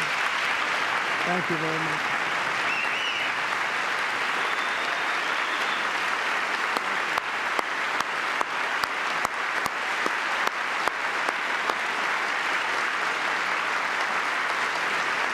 Thank you.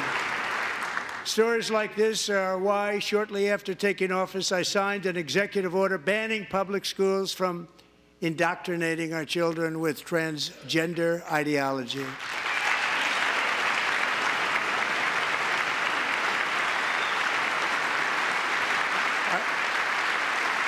I also signed an order to cut off all taxpayer funding to any institution that engages in the sexual mutilation of our youth.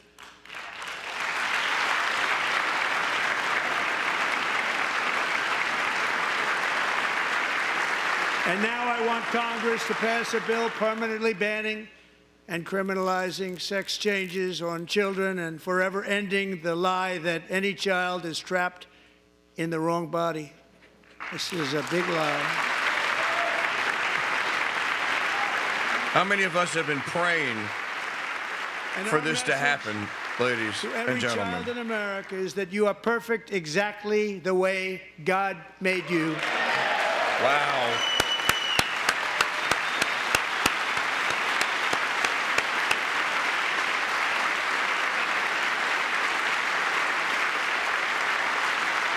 Because we're getting wokeness out of our schools and out of our military, and it's already out, and it's out of our society. We don't want it. Wokeness is trouble. Wokeness is bad. It's gone. It's gone. And we feel so much better for it, don't we? Don't we feel better? You know, folks, this Our is not service easy to members do. won't It be takes a certain activists amount of and courage to do what ideologues. They will President be Trump is fighters doing. and warriors. They will fight for our country. And Pete, congratulations. Secretary of Defense, congratulations.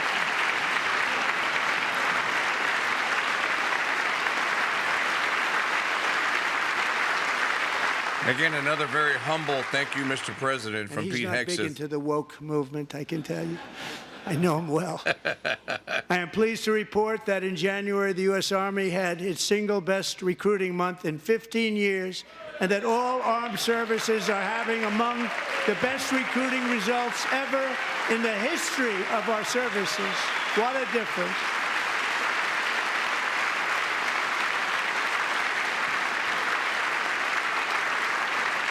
And you know, it was just a few months ago where the results were exactly the opposite. We couldn't recruit anywhere. We couldn't recruit. Now we're having the best results just about that we've ever had. What a tremendous turnaround.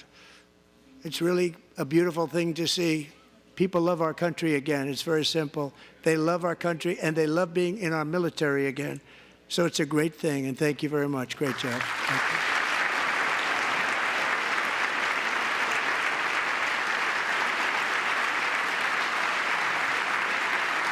We're joined tonight by a young man, Jason Hartley, who knows the weight of that call of duty. Jason's father, grandfather, and great-grandfather all wore the uniform. Jason tragically lost his dad, who was also a Los Angeles County Sheriff's deputy when he was just a boy, and now he wants to carry on the family legacy of service. Jason is a senior in high school, a six-letter varsity athlete, a really good athlete, they say, a brilliant student with a 4.46, that's good, GPA. And his greatest dream is to attend the U.S. Military Academy at West Point.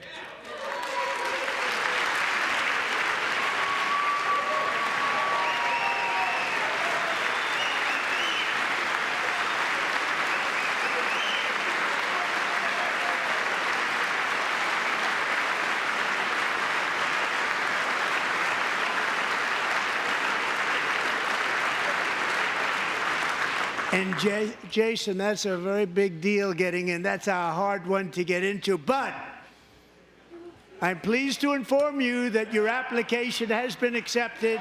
You will soon be joining the Corps of Cadets.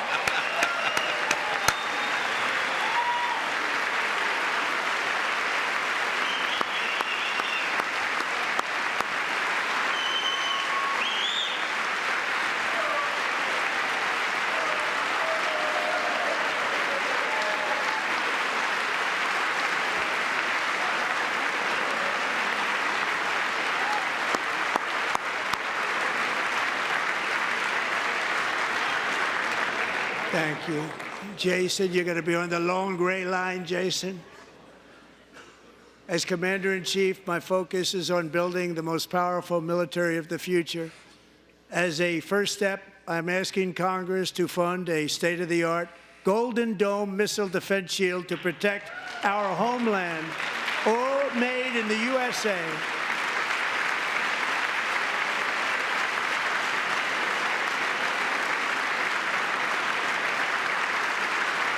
And Ronald Reagan wanted to do it long ago, but the technology just wasn't there, not even close. But now we have the technology. It's incredible, actually.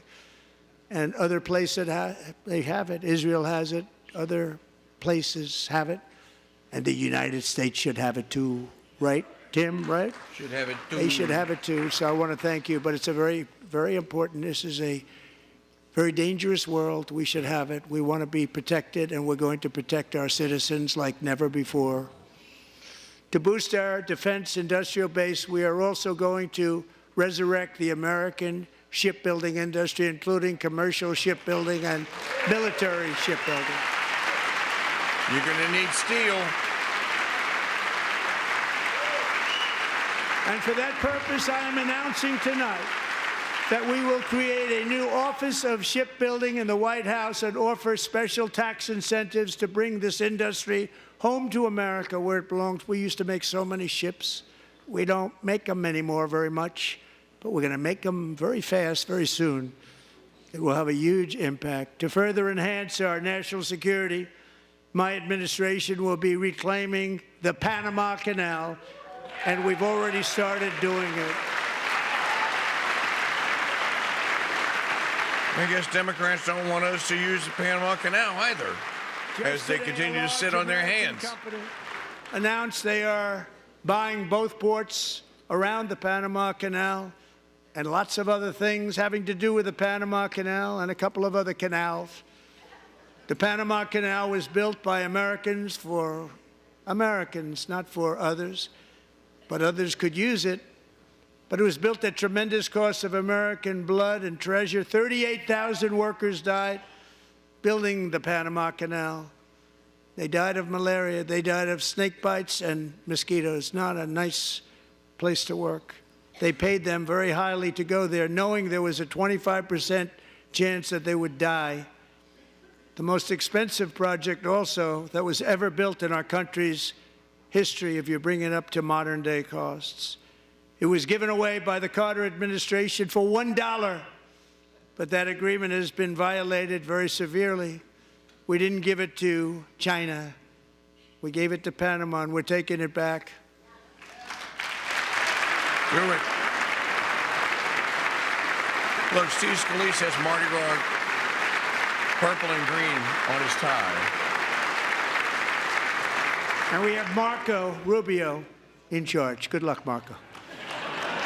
Now, we know who to blame if anything goes wrong.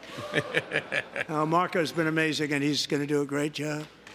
Think of it. He got 100 votes.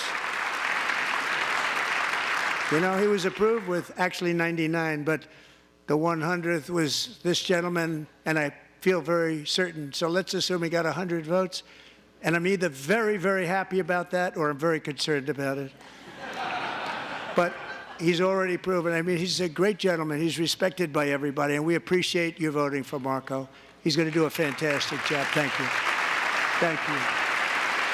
He's doing a great job. Great job. And I also have a message tonight for the incredible people of Greenland. Oh, here it We comes. strongly support your right to determine your own future. And if you choose, we welcome you into the United States of America. We need Greenland for national security and even international security, and we're working with everybody involved to try and get it. But we need it really for international world security, and I think we're going to get it. One way or the other, we're going to get it. One way or the other. We will keep you safe. We will make you rich, and together we will take Greenland to heights like you have never thought possible before. It's a very small population, but very, very large piece of land and very, very important for military security. America is once again standing strong against the forces of radical Islamic terrorism. 3.5 years ago, ISIS terrorists killed 13 American service members and countless others in the Abbey Gate bombing during the disastrous and incompetent withdrawal from Afghanistan. Not that they were withdrawing, it was the way they withdrew. Perhaps the most embarrassing moment in the history of our country. Tonight, I am pleased to announce that we have just apprehended the top terrorist responsible for that atrocity, and he is right now on his way here to face the swift sword of American justice. Wow. I've kind of always wanted to go to Greenland. Gerard Baker made a movie called Greenland, where the United States actually had a base there that was built kind of like a counter Area 51. In case aliens ever invaded, you could go hide out in Greenland.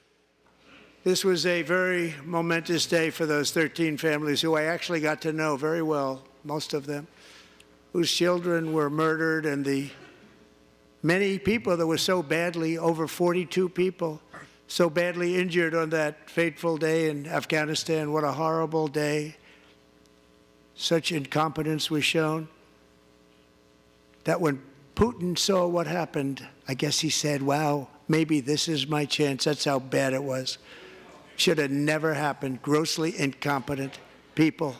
I spoke to many of the parents and loved ones, and they're all in our hearts tonight. Just spoke to them on the phone. We had a big call. Every one of them called, and everybody was on the line, and they did nothing but cry with happiness. They were very happy, as happy as you can be under those circumstances. Their child, brother, sister, son, daughter was killed for no reason whatsoever. In the Middle East, we're bringing back our hostages from Gaza. In my first term, we achieved one of the most groundbreaking peace agreements in generations, the Abraham Accords.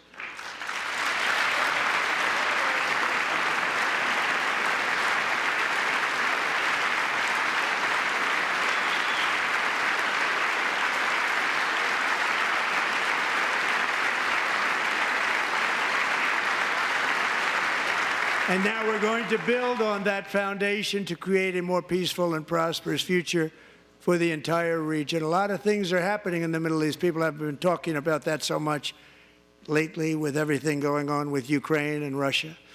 But a lot of things are happening in the Middle East. It's a rough neighborhood, actually. I'm also working tirelessly to end the savage conflict in Ukraine. Millions of Ukrainians and Russians have been needlessly killed or wounded in this horrific and brutal conflict with no end in sight. The United States has sent hundreds of billions of dollars to support Ukraine's defense with no security, with no anything. Why are you clapping for that?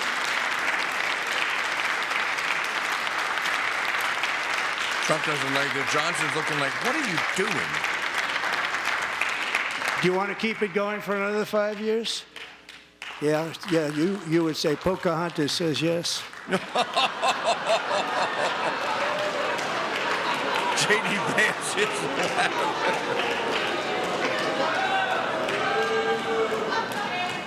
2,000 people are being killed every single week.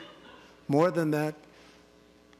They're Russian young people. They're Ukrainian young people. They're not Americans. But I want it to stop. Meanwhile, Europe has sadly spent more money buying Russian oil and gas than they have spent on defending Ukraine, by far. Think of that.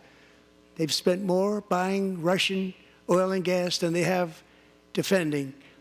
And we've spent perhaps $350 billion, like taking candy from a baby. That's what happened. And they've spent $100 billion. What a difference that is. And we have an ocean separating us, and they don't. But we're getting along very well with them, and lots of good things are happening. Biden has authorized more money in this fight than Europe has spent by billions and billions of dollars. It's hard to believe that they wouldn't have stopped it and said at some point, come on, let's equalize. You got to be equal to us. But that didn't happen. Earlier today, I received an important letter from President Zelensky of Ukraine. The letter reads, Ukraine is ready to come to the negotiating table as soon as possible to bring lasting peace closer. Nobody wants peace more than the Ukrainians, he said. My team and I stand ready to work under President Trump's strong leadership to get a peace that lasts. We do really value how much America has done to help Ukraine maintain its sovereignty and independence. Regarding the agreement on minerals and security, Ukraine is ready to sign it at any time that is convenient for you. I appreciate that he sent this letter, just got it a little while ago. Simultaneously, we've had serious discussions with Russia and have received strong signals that they are ready for peace. Wouldn't that be beautiful? Wouldn't that be beautiful? And again, the Democrats sit on their hands. Keep the killing going. Well, of course. Wouldn't that be beautiful?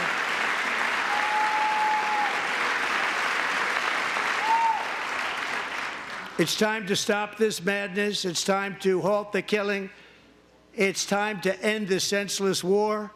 If you want to end wars, you have to talk to both sides. Nearly 4 years ago, amid rising tensions, a history teacher named Mark Fogel was detained in Russia and sentenced to 14 years in a penal colony. Rough stuff.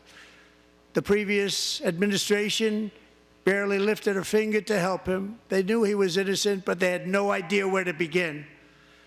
But last summer, I promised his 95-year-old mother, Malphine, that we would bring her boy safely back home. After 22 days in office, I did just that, and they are here tonight.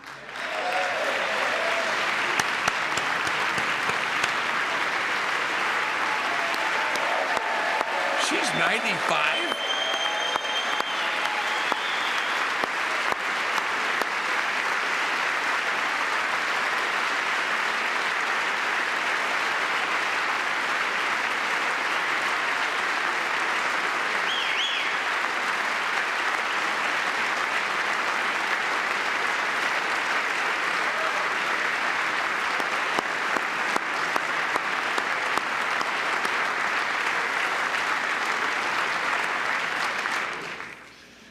To Mark and his great mom, we are delighted to have you safe and sound and with us. As fate would have it, Mark Fogel was born in a small rural town in Butler, Pennsylvania. Have you heard of it? Where his mother has lived for the past 78 years. I just happened to go there last July 13th for a rally. That was not pleasant. And that is where I met his beautiful mom right before I walked onto that stage. And I told her I would not forget what she said about her son. And I never did I? Never forgot.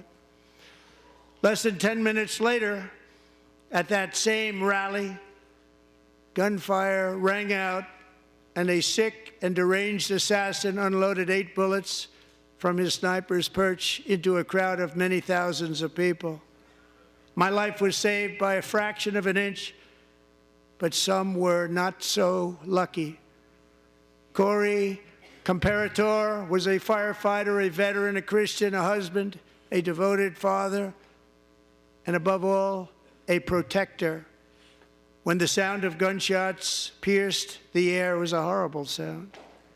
Corey knew instantly what it was and what to do. He threw himself on top of his wife and daughters and shielded them from the bullets with his own body. Corey was hit really hard. You know the story from there. He sacrificed his life to save theirs. 2 others, very fine people, were also seriously hit. But thankfully, with the help of 2 great country doctors, we thought they were gone and they were saved. So those doctors had great talent. We're joined by Corey's wife, Helen, who was his high school sweetheart, and their two beloved daughters, Allison and Kaylee. Thank you.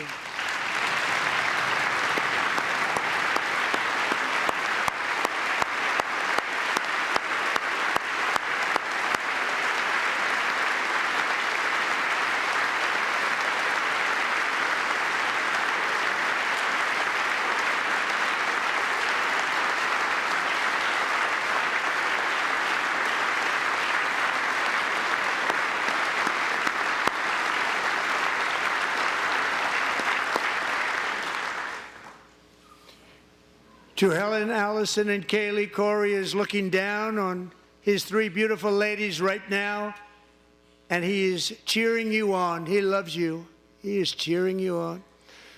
Corey was taken from us much too soon, but his destiny was to leave us all with a shining example of the selfless devotion of a true American patriot.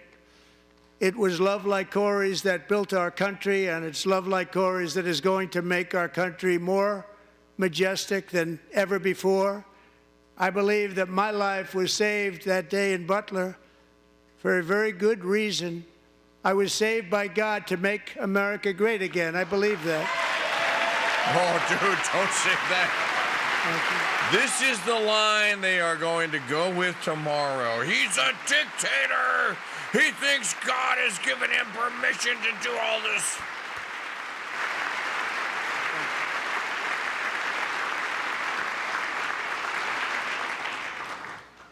Thank you very much. From the patriots of Lexington and Concord to the heroes of Gettysburg and Normandy, from the warriors who crossed the Delaware to the trailblazers who climbed the Rockies, and from the legends who soared at Kitty Hawk to the astronauts who touched the moon, Americans have always been the people who defied all odds, transcended all dangers, made the most extraordinary sacrifices, and did whatever it took to defend our children, our country, and our freedom. And as we have seen in this chamber tonight, that same strength, faith, love, and spirit is still alive and thriving in the hearts of the American people. Despite the best efforts of those who would try to censor us, silence us, break us, destroy us, Americans are today a proud, free, sovereign, and independent nation that will always be free, and we will fight for it till death. We will never let anything happen to our beloved country, because we are a country of doers, dreamers, fighters, and survivors. Our ancestors crossed a vast ocean, strode into the unknown wilderness, and carved their fortunes from the rock and soil of a perilous and very dangerous frontier. They chased our destiny across a boundless continent. They built the railroads, laid the highways, and graced the world with American marvels like the Empire State Building, the mighty Hoover Dam, and the towering Golden Gate Bridge. They lit the world with electricity, broke free of the force of gravity, fired up the engines of American industry, vanquished the communists, fascists, and Marxists all over the world, and gave us countless modern wonders sculptured out of iron, glass, and steel. We stand on the shoulders of these pioneers who won and built the modern age, these workers who poured their sweat into the skylines of our cities, these warriors who shed their blood on fields of battle and gave everything they had for our rights and for our freedom. Now it is our time to take up the righteous cause of American liberty. And it is our turn to take America's destiny into our own hands and begin the most thrilling days in the history of our country. This will be our greatest era. With God's help, over the next 4 years, we are going to lead this nation even higher, and we are going to forge the freest, most advanced, most dynamic, and most dominant civilization ever to exist on the face of this earth. We are going to create the highest quality of life, build the safest and wealthiest and healthiest and most vital communities anywhere in the world. We are going to conquer the vast frontiers of science, and we are going to lead humanity into space and plant the American flag on the planet Mars and even far beyond. We pledge to go to the moon and do the other things. Did you just say we're going to Mars? The Democrats are leaving, by the way. And through it all, we are going to rediscover the unstoppable power of the American spirit. And we are going to renew unlimited promise of the American dream. Every single day, we will stand up and we will fight, fight, fight for the country our citizens believe in and for the country our people deserve.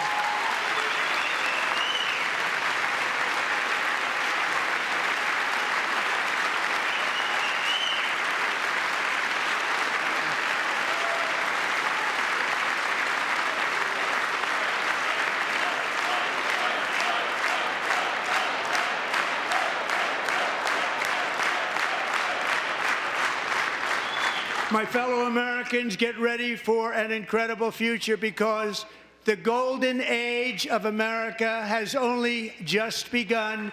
It will be like nothing that has ever been seen before. Thank you, God bless you, and God bless America.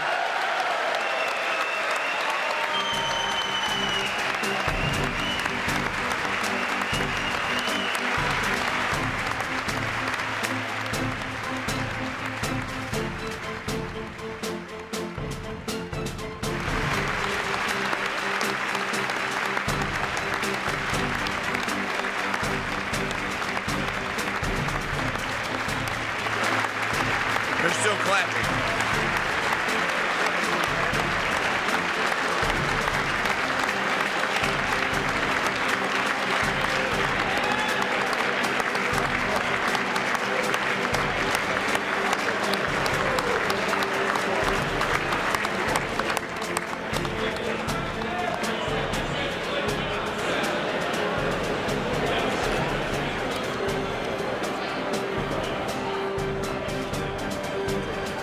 I want to see if Pocahontas goes over there. Right on. Thank you. Thank you. Get this place going, all right? Thank you. It's a great honor. Thank you. Thank you, Mr. President. Thank you very much. Very much. Thank you very much. Appreciate it. Thank you. I'll see you soon. Teaching young people to love America. Well, I'm trying to. That is Anthony Kennedy. Thank you. That's your favorite. Thanks. Thanks. Thank you very much. Appreciate it. Howard. Thank you again. Thank you again. Won't forget. Folks, I don't know if you caught that, but Anthony Kennedy just said, you're teaching, Mr. President, you're teaching young people to love America again. Thank you. Good job, Mr. President. Thanks. Thank you. Got you. Great. Mr. President, one of your best speeches. Thanks again, Mr. President. Thank you, Mr. There's President. money, The Robert. phone call last night, too. Thank you. Absolutely. You know that. Thank you. Okay, folks, it's wow, what a speech. I'm just going to go dive into our chat rooms, crusadechannel.com. Thank you, everybody. Great speeches. And at on the YouTube, let's kind of keep that playing in the background there to gauge a little bit of the reaction. I like the ending to close with the line, "We're going to go to Mars and plant an American flag," and a little JFK-esque. Overall, probably, I would say the only State of the Union speech I've ever seen in 33 years of covering this stuff that measures up to this one is the one that he gave in 2020, where he gave the Medal of Freedom Award to Rush Limbaugh, and gosh, that was a great speech.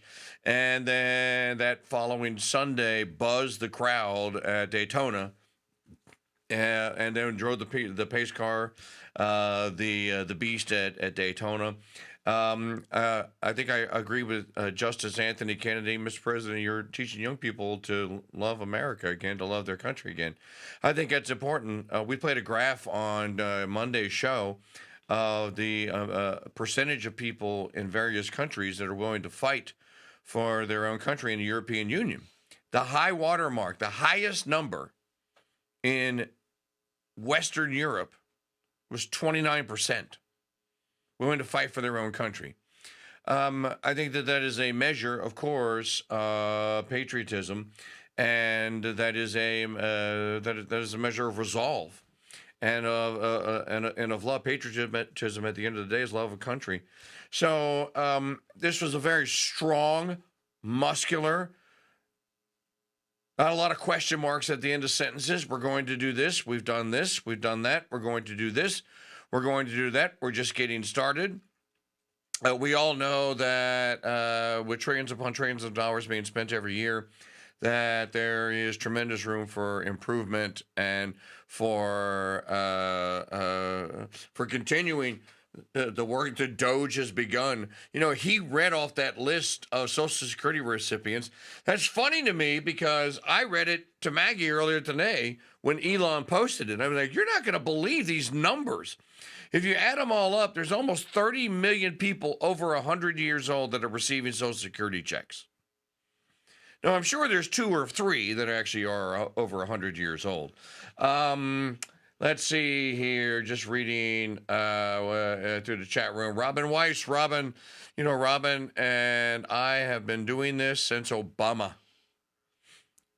We have been airing State of the Union addresses and doing chat room discussions on, before it was a Crusade Radio Network, it was just the Mike Church Show on the Sirius XM Patriot channel.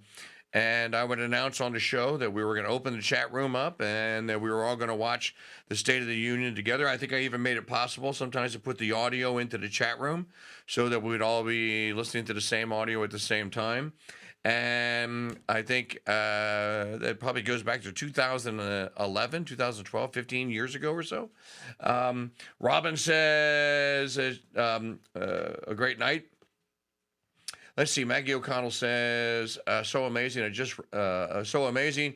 I think overall the speech was very impressive. He showed strength. He showed class.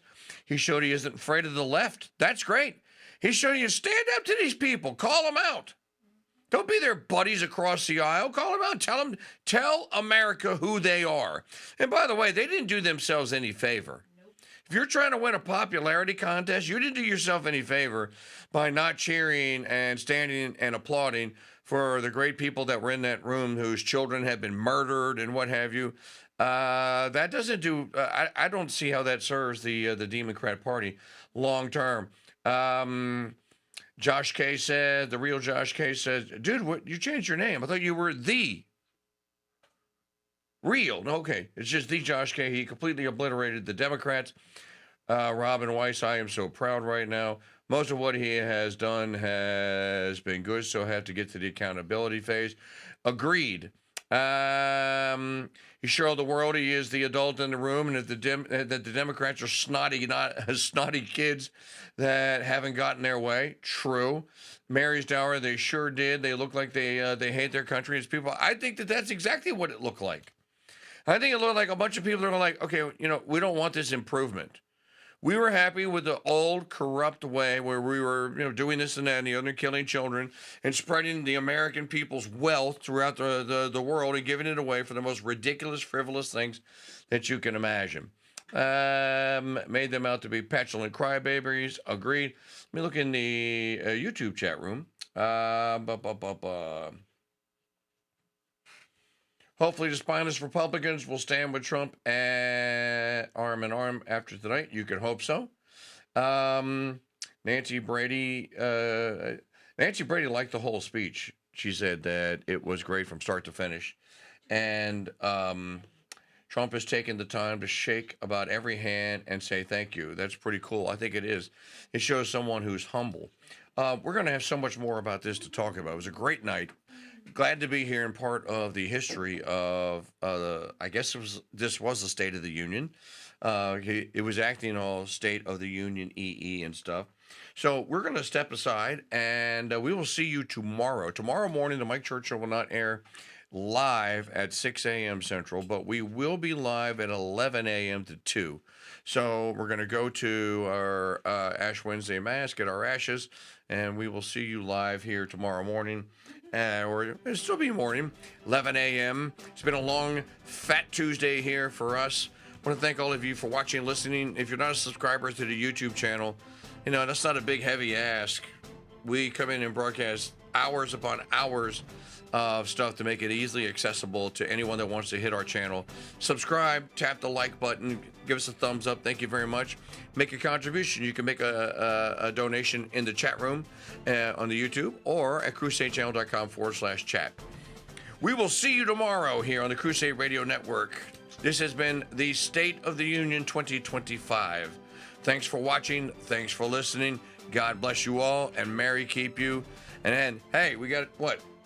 Here in the Central Time Zone, we got 1 hour and 50 minutes to celebrate Fat Tuesday before it's Ash Wednesday and Lent begins. I think I'm going to take advantage of that. I'll tell you all about it tomorrow. See you then.